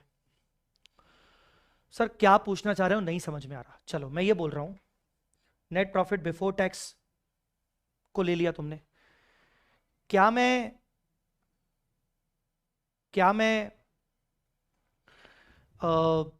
कैश सेल को एलिमिनेट करूं, सैलरी पेड इन कैश को एलिमिनेट करूं, audit fees paid in cash को एलिमिनेट करूं, कैरेज आउटवर्ड पेड को एलिमिनेट करूं, प्रिंटिंग स्टेशनरी एक्सपेंसेस को पेड इन कैश को ऐड बैक करूं? मैंने जितने भी अभी नाम लिए वो सब ऑपरेटिंग एक्टिविटी के ही हैं और उनको कुछ करने की जरूरत नहीं, क्योंकि वो already net profit before tax में आ चुके हैं और उनकी जरूरत यहां पर है, वो सही है। तो उनको हटा जो ऑपरेटिंग एक्टिविटी में नहीं आते हैं, जैसे नॉन कैश एक्सपेंसेस और नॉन कैश इनकम्स, जैसे नॉन कैश एक्सपेंसेस और non cash incomes. Depreciation business का है पर कैश में नहीं है ना। फॉरेन एक्सचेंज गेन्स और लॉसेस, AS11 वाला, AS11 वाला कैश में नहीं है ना, अनरियलाइज्ड है। Inventory adjustment, inventory adjustment sir inventory adjustment short में सुन लो, इसका डिटेल में नीचे दिया हुआ है, डिस्क्रिप्शन बताऊंगा। इन्वेंट्री एडजस्टमेंट, कॉस्ट और NRV which ever is lower कर दिया, एडजस्टमेंट किया। इन्वेंट्री की कॉस्ट थी 1 लाख की, एनआरवी 90,000 पे लेके आए, 10,000 का लॉस बुक हो गया। अरे भाई इन्वेंट्री एडजस्टमेंट में कॉस्ट और एनआरवी विच एवर लोअर जब करते हो तो ये नॉन कैश एडजस्टमेंट है ना, तो नॉन कैश एडजस्टमेंट है। Bad debt non cash adjustment है, goodwill amortize non cash adjustment है। समझा? शायद कुछ बच्चों को फॉरेन एक्सचेंज गेन और लॉस नया आइटम दिखा होगा, हो सकता है कुछ बच्चों को इन्वेंट्री एडजस्टमेंट करके भी नया आइटम दिखा हो। ठीक है, तो क्या हटा रहा हूं मैं? नेट प्रॉफिट बिफोर टैक्स को cash flow from operating activity में लेके आया हूं, पर यह पूरी तरीके से सही नहीं है। इसमें जो भी चीजें cash flow from operating activity से रिलेटेड नहीं है या जो भी चीजें नॉन कैश है उनको हटाओ। तो पहले मैंने नॉन कैश आइटम्स को हटाया। अब बात करते हैं जो आइटम्स कैश में हो सकते हैं पर फाइनेंसिंग एक्टिविटी के हैं, इन्वेस्टिंग एक्टिविटी के हैं। अरे भाई ऑपरेटिंग एक्टिविटी से तो हटाओ। जब तुमने नेट प्रॉफिट बिफोर टैक्स लिया तो वो इसके अंदर कुछ आइटम्स इन्वेस्टिंग एक्टिविटी के भी आ गए, कुछ आइटम फाइनेंसिंग एक्टिविटी के भी आ गए, उनको हटाओ, मतलब नॉन ऑपरेटिंग आइटम्स को हटाओ। चलो नॉन ऑपरेटिंग आइटम्स को हटाते हैं। इन्वेंट्री एडजस्टमेंट बता दो सर। बताऊंगा बेटा, इन्वेस्टमेंट इन्वेंट्री एडजस्टमेंट नीचे लिखा है मैंने। कहाँ लिखा है सर, कहाँ कहाँ है सर? अरे कहीं तो ये रहा, लिखा है बेटा।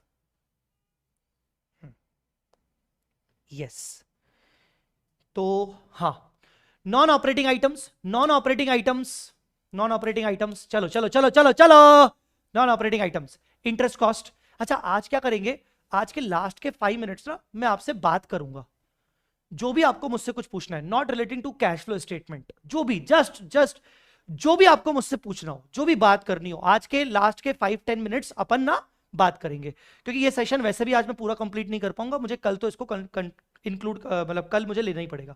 तो नॉन ऑपरेटिंग आइटम्स कौन से, जैसे इंटरेस्ट फाइनेंसिंग एक्टिविटी का आइटम है, यहां क्या कर रहा है, हटाओ।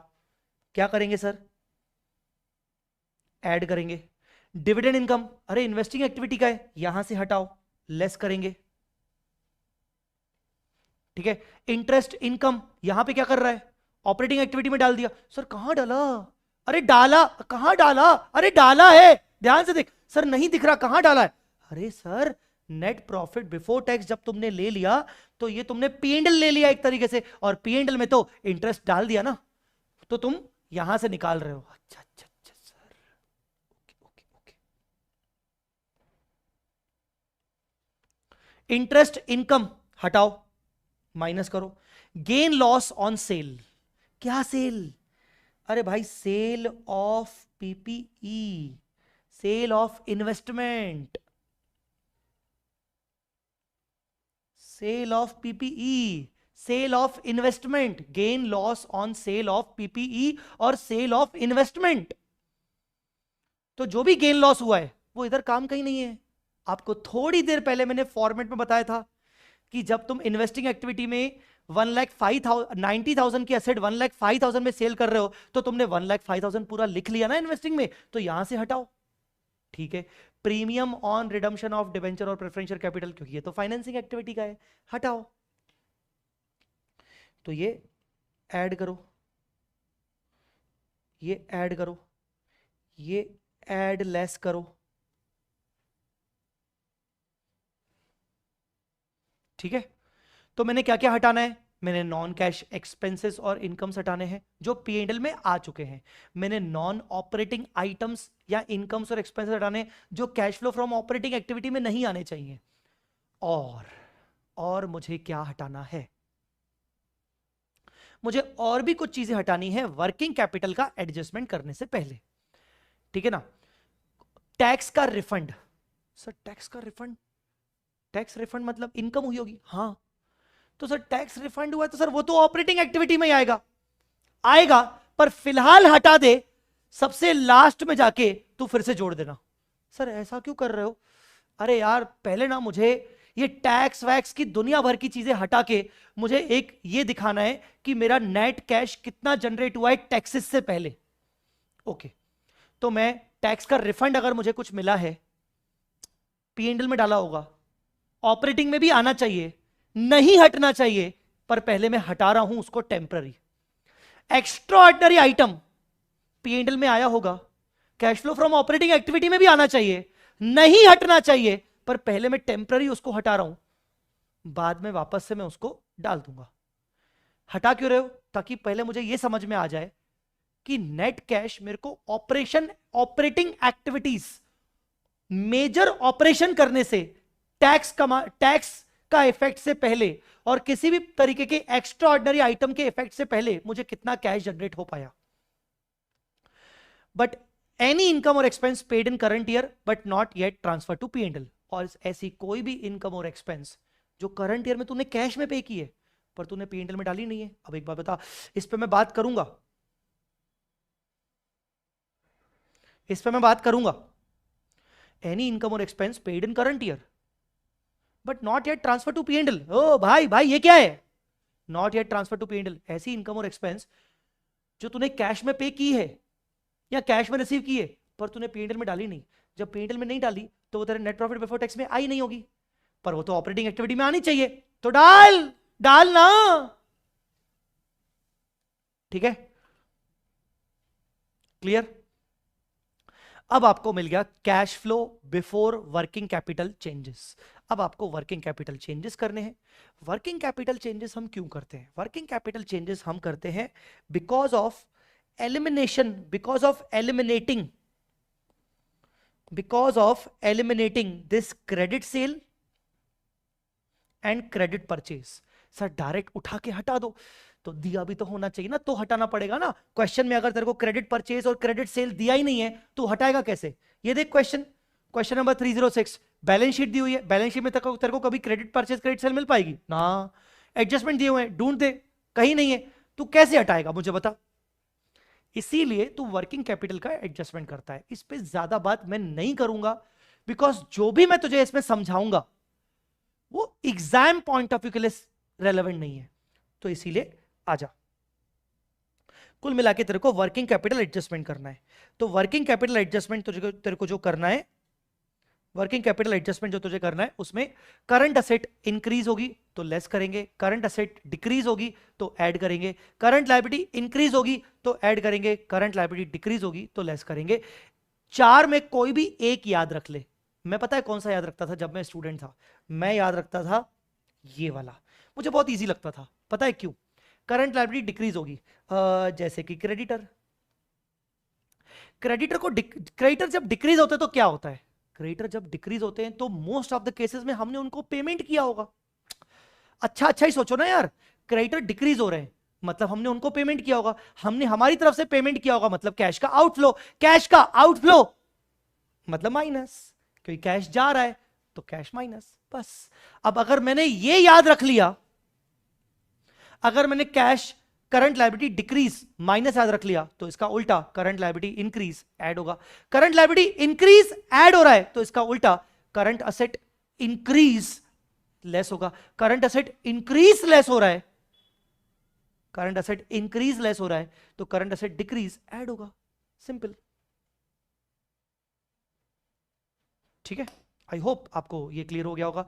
फिर आपको क्या मिलता है? Net cash before taxes and extraordinary item, क्योंकि आपने टैक्सेस का इफेक्ट हटा दिया, यहां पर टैक्स रिफंड में आपने टैक्स का effect net profit before tax में भी आपने आफ्टर टैक्स से एड बैक टैक्स कर लिया, ठीक है, एंड बिफोर एक्स्ट्राऑर्डिनरी आइटम, क्योंकि आपने एक्स्ट्राऑर्डिनरी आइटम भी फिलहाल हटा दिया।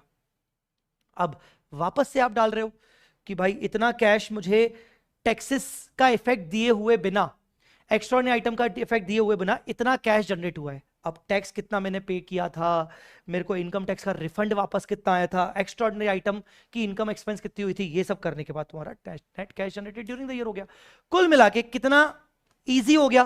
क्या हटाना है? Net profit. सबसे पहले पहली स्टेप, मुझे नेट प्रॉफिट बिफोर टैक्स से शुरू करना है। दिया है बेस्ट, नहीं दिया है नेट प्रॉफिट आफ्टर टैक्स दिया है, टैक्स प्रोविजन एड बैक कर दो, प्रोविजन पेड नहीं, डीटी डिटेल भी अगर होंगे तो एड बैक लेस बैक कर लो।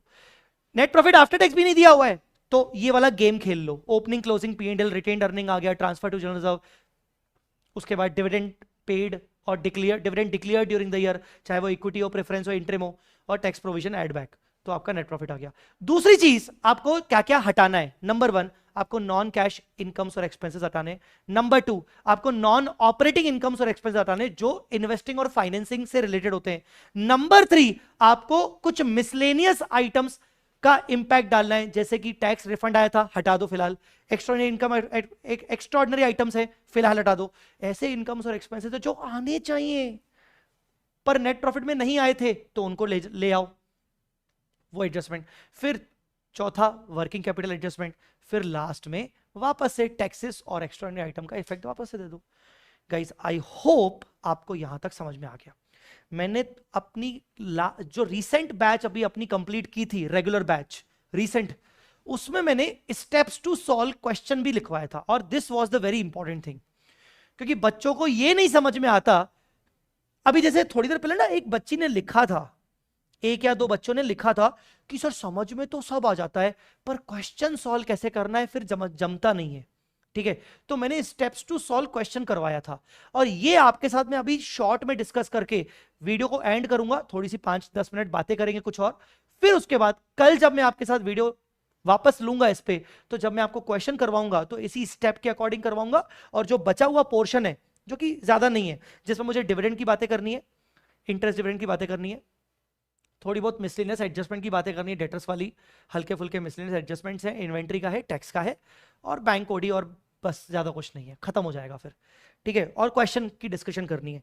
तो steps to solve the questions में क्या होगा, सबसे पहले स्टेप नंबर 1, आप जब भी कोई बड़े लेवल का क्वेश्चन सॉल्व करोगे, आपको एक बात बताऊं, अभी तक 7 मार्क्स का जो क्वेश्चन आया है, कोई भी बड़े लेवल का क्वेश्चन नहीं आया। मैं आपको एक छोटी सी रिकमेंडेशन करता हूं, मानना है आपके ऊपर है, नहीं मानना है आपके ऊपर है। मैं होता ना तुम्हारी जगह, मेरा पेपर होता ना,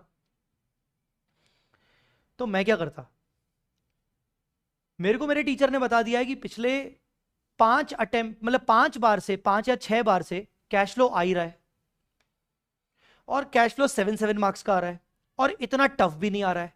सबसे पहले मैं जब प्रैक्टिस करता ना, तो मई 24 का क्वेश्चन सॉल्व करता, सितंबर 24 के एग्जाम का क्वेश्चन सॉल्व करता, जनवरी 25 के एग्जाम का क्वेश्चन सॉल्व करता, मई 25 के एग्जाम का क्वेश्चन सॉल्व करता, सितंबर एग्जाम में, सितंबर 2025 में 2 बार एग्जाम होते हैं, पंजाब जम्मू का, उन दोनों के एग्जाम के क्वेश्चन सॉल्व करता। मतलब ये 6 क्वेश्चंस पहले सॉल्व कर लेता, और फिर मैं बाकी के क्वेश्चन सॉल्व करता। क्यों? क्योंकि मुझे इससे इंस्टीट्यूट की मेंटेलिटी समझ में आ जाती कि बॉस, इंस्टीट्यूट पिछले 4-5 अटेम्प्ट से किस टाइप के क्वेश्चन कैश फ्लो में दे रहा है।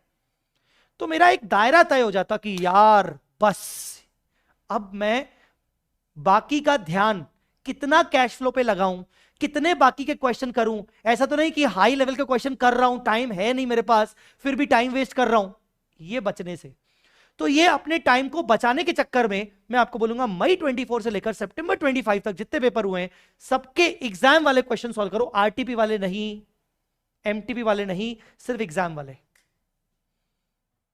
मैं आपको ये रिकमेंड करूंगा। उसके बाद आपको खुद ही समझ में आ जाएगा कि the level they are asking, so why I am doing फालतू की मेहनत बाय डूइंग बड़े बड़े फालतू के लेवल ऑफ क्वेश्चंस। बेटर है कि फिर जिस तरीके का लेवल पूछ रहा है, एडजस्टमेंट मुझे सारे आने चाहिए, मैं बाकी के क्वेश्चन वही सॉल्व करूं जो उस लेवल के बराबर हैं, एक आध कोई हाई लेवल का क्वेश्चन सॉल्व कर लेता हूं। ये नहीं कह रहा हूं कि क्वेश्चन छोड़ के जाओ, बाकी के लेवल समझने के बाद आपका दायरा तय हो जाएगा। आई होप आपको समझ में आ गया होगा कि मैं क्या कहना चाह रहा हूं। करंट लायबिलिटी इंक्रीज वाला point sir please, current liability increase वाला पॉइंट सर प्लीज। अरे यार देखो, वही वाली बात हो गई कि मैं फिर जब इस पे बात करने जाऊंगा बेटा रवि, तो मुझे ना फिर पूरे कॉन्सेप्ट पे बात करनी पड़ेगी, जो कि एग्जाम पॉइंट ऑफ व्यू से रिलेवेंट नहीं है ना। तो आप उस चीज को प्लस माइनस समझ लो। बाकी अगर आपको समझना है तो मैंने कैश फ्लो का एक अलग वीडियो डाला है रेगुलर वालों के लिए यूट्यूब पे, वो सर्च कर लेना, उसमें मिल जाएगा। चलो, सबसे पहले आपको वर्किंग नोट बनाने हैं, सारे वर्किंग नोट बनाने हैं। सर कैसे बनाने, क्या बनाने, कल मैं आपको क्वेश्चन करवाऊंगा, उससे समझ में आ जाएगा। दूसरा, सारे वर्किंग नोट बनाने, मतलब कि जैसे इस क्वेश्चन में एडिशनल इंफॉर्मेशन आपको जितनी भी दिख रही है उनको सॉल्व करना है, और उनमें से जहां जहां वर्किंग नोट बन सकते हैं वो आपको वर्किंग नोट बनाने हैं। फिर अब आप कैश फ्लो स्टेटमेंट बनाना शुरू करोगे, नेट प्रॉफिट बिफोर टैक्स से लेकर। अगर नहीं दिया होगा तो आपको नेट प्रॉफिट बिफोर टैक्स निकालना पड़ेगा, आफ्टर टैक्स की हेल्प से या रिटेन्ड अर्निंग्स की हेल्प से। तो पहले वर्किंग नोट बना लो सारे के सारे, फिर आप कैश फ्लो स्टेटमेंट बनाओगे, नेट प्रॉफिट बिफोर टैक्स से शुरू करोगे।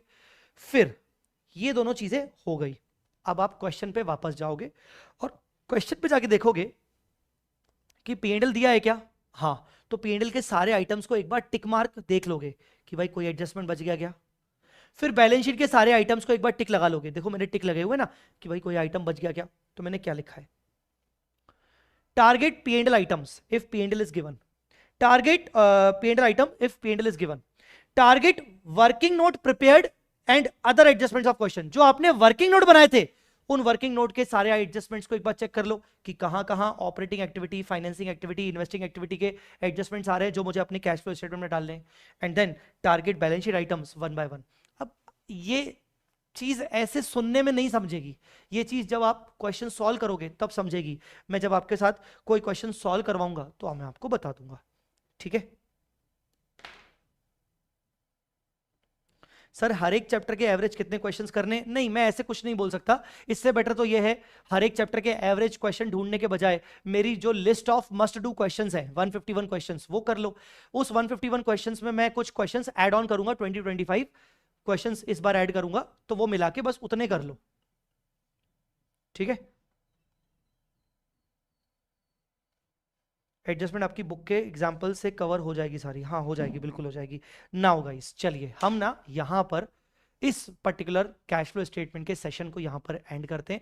इसका सेशन अभी एक और पार्ट 2 रिमेनिंग है, जो कि आपको जरूर ज्वाइन करना चाहिए। याद रखना, अगर आप ये वाला लेक्चर देख चुके हो, यहां तक आ चुके हो, और अगला वीडियो अगर आप नहीं देखोगे, तो ये समझ लेना कि आपने टाइम वेस्ट ही किया, आपने फर्स्ट वाले वीडियो को नहीं देखना चाहिए था। तो सेकंड वाला वीडियो अब आपको देखना ही पड़ेगा। रीजन, आप फर्स्ट वाले वीडियो में इतना अच्छा खासा टाइम स्पेंड कर चुके हो, ठीक है। तो कल अपन मिलेंगे, मैं अपने टेलीग्राम पे अपडेट कर दूंगा कि लेक्चर कितने बजे होगा। लेक्चर का टाइमिंग थोड़ा ऊपर नीचे हो सकता है, पर फिलहाल के लिए आप शाम को 6 बजे का ही मान के चलो। इसके अलावा इंपॉर्टेंट एडजस्टमेंट्स जो बचे हुए वो करवाऊंगा, 2 क्वेश्चन बढ़िया से करवाऊंगा, और आपका कैश फ्लो स्टेटमेंट हो जाएगा, ठीक है। चलिए, ये रही बात यहां तक। वीडियो को प्लीज लाइक कर दीजिएगा, अगर आपने अभी तक वीडियो को लाइक नहीं किया है तो प्लीज आपसे रिक्वेस्ट है। अगर आप इस चैनल पे नए हैं तो चैनल को सब्सक्राइब कर लीजिए। और हां, मेरा ना एक टेलीग्राम चैनल है, उस पे ना मैं सारे के सारे इंपॉर्टेंट अपडेट्स डालता हूं, फ्री रिसोर्सेज उसमें डालता हूं। पिन कमेंट्स में जाओगे तो बहुत सारी चीजें उसमें मिलती है, तो आपको ना उसमें बहुत सारा कंटेंट एग्जाम के लिए मिलता रहेगा। ये जो चैनल है उसका नाम है सीए जय चावला, आपको इस वीडियो के डिस्क्रिप्शन में भी लिंक उसका दिख जाएगा, ठीक है ना। किसी न किसी में सीए जय चावला टेलीग्राम लिंक का आपको दिख जाएगा डिस्क्रिप्शन में, तो आप ना जरूर ज्वाइन करके रखना, उससे ना आपको बहुत हेल्प होगी, ठीक है। चलो, अभी ये वाली बात तो अपनी हो गई। सर अब मुझे बताओ, चलो मैंने आपको बोला था लास्ट के 5 मिनट्स ना आपसे हार्ट टू हार्ट टॉक करेंगे। चलो बताओ क्या पूछना चाहते हो, आपके चैट का रिप्लाई कर देता हूं मैं, अदर देन स्टडी डाउट, है ना, अदर देन स्टडी डाउट। चलो बोलो सर, जस्ट अ मिनट ना।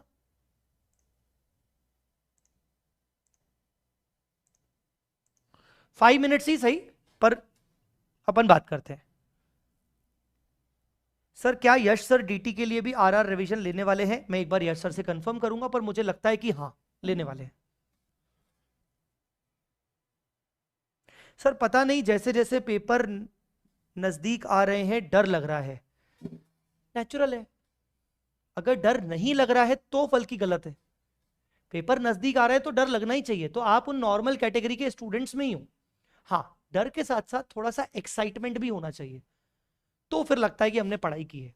अगर आपने पढ़ाई बिल्कुल नहीं की है तो आप you need to sit down, understand कि कहाँ गलतियां हुई हैं, कहाँ खामियां हुई हैं। दोनों ग्रुप का सोचा था, कल कोई बात नहीं, पेपर नजदीक आ रहे हैं तो क्या मैं एक ग्रुप पे शिफ्ट हो जाऊं?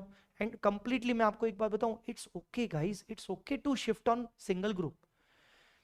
कोई हीरोगिरी दिखाने की जरूरत नहीं है। सर पर मैंने अपनी लाइफ में सोचा था एआईआर आएगी, ठीक है एआईआर आएगी सोचा था, पर क्या अभी तू उस पोजीशन पे है क्या कि तू एआईआर ला पाएगा या ला पाएगी? नहीं सर। तो अब मुझे बता, क्या बेस्ट ऑप्शन अवेलेबल है? क्या बेस्ट ऑप्शन अवेलेबल है?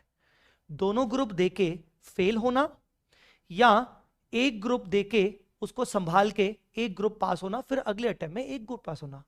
ऑब्वियसली तू सेकंड ऑप्शन ही बोलेगा। सर वो तीसरा ऑप्शन है ना, अभी वाले अटेम्प्ट को स्किप कर देते हैं, अगले अटेम्प्ट में चले जाएंगे। बेटा क्या गारंटी है कि तुझे वहां पर उस अटेम्प्ट में तू 100% रेडी होगा, 100% तैयार होगा? क्या गारंटी है उस बात की? मुझे तो नहीं लगता। तो इन तीनों ऑप्शन में बेटर ऑप्शन क्या है? अच्छा, ये सारे स्टूडेंट्स पे एप्लीकेबल नहीं होता, ये उन स्टूडेंट्स पे जो अभी तक प्रिपेयर्ड नहीं है अच्छे से, पर उनके टारगेट्स बहुत बड़े थे, तो उनके लिए तो यही है कि ठीक है यार, इट्स ओके, इट्स फाइन, कोई दिक्कत नहीं है। It's okay to be settle with something less rather getting nothing. ना मिलने से अच्छा कुछ तो मिले, वो बेटर है ना। टाइम ज्यादा लग रहा है रिवीजन में जितना प्लान कर रहा हूं, फर्स्ट टाइम रिवीजन होगी ना तो टाइम ज्यादा लगेगा।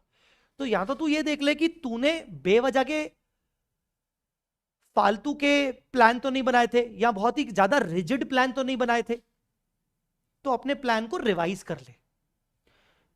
प्लान को रिवाइज कर ले, मतलब जहां सोचा था कि 4 दिन में कंप्लीट कर लूंगा, तो तू एक दिन बढ़ा दे। तो देख, तू अगर ये सोच रहा है कि मैंने यहां से स्टार्ट किया था रिवीजन करना, और यहां मेरे एग्जाम्स हैं, और मेरी पूरी लाइफ ऐसे चलेगी या मेरी पूरी लाइफ ऐसे ऐसे ऐसे अपर ग्राफ चलेगा, तो तू गलत सोच रहा है। डेफिनेटली ये होने वाला है, ये होने वाला है। अप एंड डाउन आएंगे। What you need to do, just make some adjustment in your plan.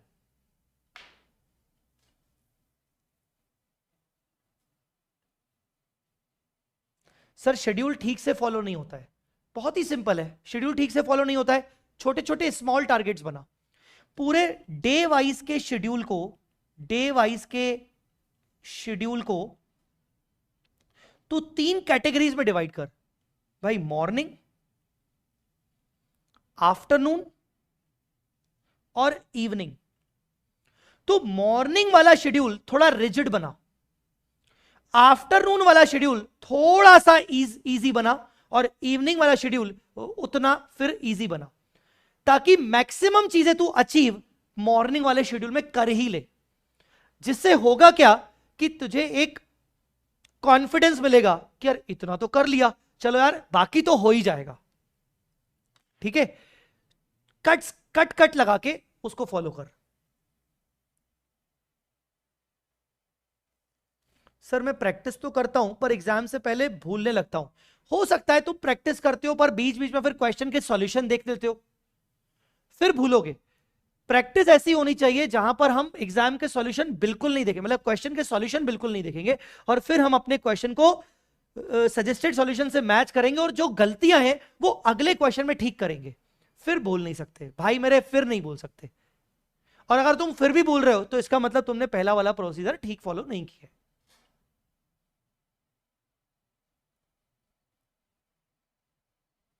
Time बहुत कंज्यूम हो रहा है सर, हर एक क्वेश्चन सॉल्व कर रहा हूं। देखो, आपको एक लिमिट तय करनी पड़ेगी कि भाई मुझे इस चैप्टर में इतने ही क्वेश्चन सॉल्व करने हैं, या मुझे इतने क्वेश्चंस, मान लो 10 क्वेश्चंस, मुझे 10 क्वेश्चंस को देखना है। आउट ऑफ 20 मुझे 10 क्वेश्चंस को देखना है। 10 में से भी ऐसे कौन से बहुत बेहतरीन कैटेगरी वाले 5 क्वेश्चंस हैं जिनको मुझे सॉल्व करना है, और बाकी 5 को मुझे सॉल्व नहीं करना है। आपको एक लिमिट तय करनी पड़ेगी डियर। सर बोथ ग्रुप का सोचा था पर अब सिंगल ग्रुप देने में गिल्ट फील हो रहा है। मुझे एक बात बता, तेरे को गिल्ट फील हो क्यों रहा है? तेरी कोई जवाबदेही है क्या? मतलब तू तू किसी के सामने कोई रिस्पॉन्सिबल है क्या? तू सिर्फ अपने सामने रिस्पॉन्सिबल है। तेरी जवाबदेही खुद के लिए है, और तू खुद को मना सकता है। खुद को मनाना आसान है। कैसे? मान लो मेरे सामने एक आईना है, तो मैं आईने से क्या बात करूंगा? मैं आईने से बोलूंगा भाई सुन, मैं जो तुमसे बोल रहा हूं ना वो सुन। भाई देख जय, तेरी हालत तो खराब है, क्या तू दोनों ग्रुप दे सकता है? नहीं, क्योंकि दोनों ग्रुप देंगे तो वहां बजेगी फिर दोनों ग्रुप के अंदर दोनों सब्जेक्ट की, दोनों ग्रुप के सब्जेक्ट्स की। क्या क्या ऑप्शन है जय? नंबर 1, अटेम्प्ट स्किप कर दे। पर उससे होगा क्या? क्या ये डर खत्म हो जाएगा? नहीं, डर कुछ दिन के लिए छुप जाएगा, पर ये डर अगले अटेम्प्ट में और शूटअप हो जाएगा। तो ये ऑप्शन ठीक नहीं है। ऑप्शन 2, दोनों ग्रुप दे दे, जो होगा देखा जाएगा। तो ये तो तू ज्यादा रिस्क ले रहा है, तेरे को नहीं लगता कि ज्यादा रिस्क ले रहा हूं मैं? तीसरा, चल एक काम करते हैं, तीसरा ऑप्शन ये है कि सिंगल ग्रुप दे देता हूं। भाई देख, ना से कुछ तो अच्छा, ठीक है ना, ना से कुछ तो अच्छा। ठीक है, मेरे जो 4 दोस्त हैं वो दोनों ग्रुप दे रहे हैं, तो मुझे मानना पड़ेगा कि भाई मैंने एक गलती की है, उन्होंने गलती नहीं की, या मैं थोड़ा सा स्लो लर्नर हूं। ठीक है ना, let's accept it. The point is कि जब मैं अपने आप से ये बात करूंगा और मैं अपनी गलतियां एक्सेप्ट करूंगा तो मुझे गिल्ट नहीं होगा।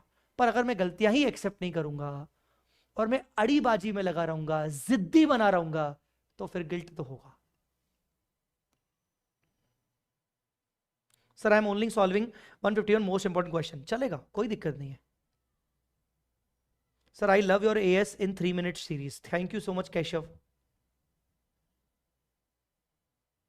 सर एडवांस अकाउंट्स में क्वेश्चन जल्दी कैसे सॉल्व करें? कोई गुट्टी नहीं है उसकी जो मैं आपको पिला दूं और उससे आप जल्दी क्वेश्चन सॉल्व करोगे। शुरू के देखो, रेगुलर क्लास में टाइम जितना आपने डेडिकेट किया था उससे ही आपकी स्पीड यहां पर रिफ्लेक्ट हो रही है। रेगुलर क्लास में आपने होमवर्क्स पे जितना टाइम दिया था, क्लास के अंदर जितना आपने क्वेश्चन सॉल्व करने में टाइम दिया था, वही चीज आपकी आज रिफ्लेक्ट होगी। उस टाइम पे आपने शॉर्टकट्स फॉलो किए थे, होमवर्क फॉलो नहीं किए थे, तो आपको अभी टाइम लगेगा। तो अब आपको क्या करना है, अब आपको टाइम देना पड़ेगा। सर टाइम दे रहे हैं तो बाकी सब्जेक्ट्स पे टाइम नहीं दे पा रहे, तो दोनों ग्रुप कर रहे हो तो सिंगल ग्रुप में आ जाओ। सर आप सिंगल ग्रुप को प्रमोट क्यों कर रहे हो सर? समझने की कोशिश करो, मैं बार बार यही बोल रहा हूं, ना से कुछ कुछ तो अच्छा।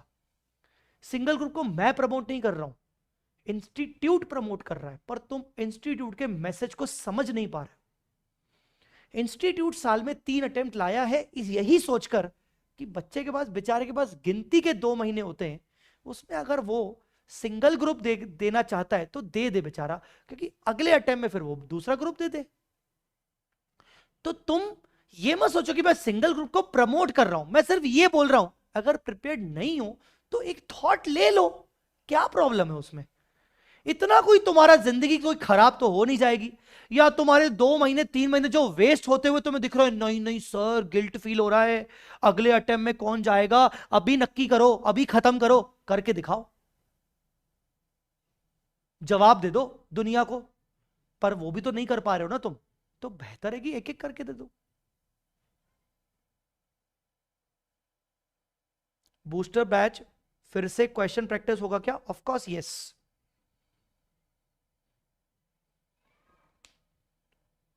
कर सकते हैं सेजल, ग्रुप 1 के साथ कोई भी एक आध सब्जेक्ट ग्रुप 2 का। टाइम सबको इक्वल देना पड़ेगा। तो ग्रुप 1 के साथ अगर कॉस्टिंग देना चाहते हो फॉर एग्जांपल, तो कॉस्टिंग को उतना ही टाइम देना पड़ेगा जितना तुम एडवांस अकाउंट्स को दे रहे हो, डीटीआईडीटी को, लॉ को दे रहे हो। इज्जत उतनी देनी पड़ेगी, इज्जत दोगे तो ही इज्जत मिलेगी आईसीआई से। इज्जत नहीं दोगे ना, ऊपरी ऊपरी तरीके से दे दोगे और एक्सपेक्टेशन कुछ और ही रखोगे, अरे कैसे चलेगा दीदी? हाँ चलो गाइस, मुझे ऐसा लगता है कि अब मुझे जाना पड़ेगा, because there is some limit, मुझे भी कहीं निकलना है। बच्चों हमारा एक कैश फ्लो स्टेटमेंट का एक सेशन बचा हुआ है, और वो सेशन अपना बहुत जल्दी होगा, ठीक है? वो सेशन अपना बहुत जल्दी होगा, डोंट वरी। तो एक सेशन बचा हुआ है, कल अपन उस सेशन को करेंगे और फिर ब्रांच अकाउंट्स भी करेंगे। Thank you so much guys, I hope I have given you some good advises. अगर हाँ तो उसी की खातिर इस वीडियो को लाइक कर दीजिएगा, या फिर चैनल को आप सब्सक्राइब कर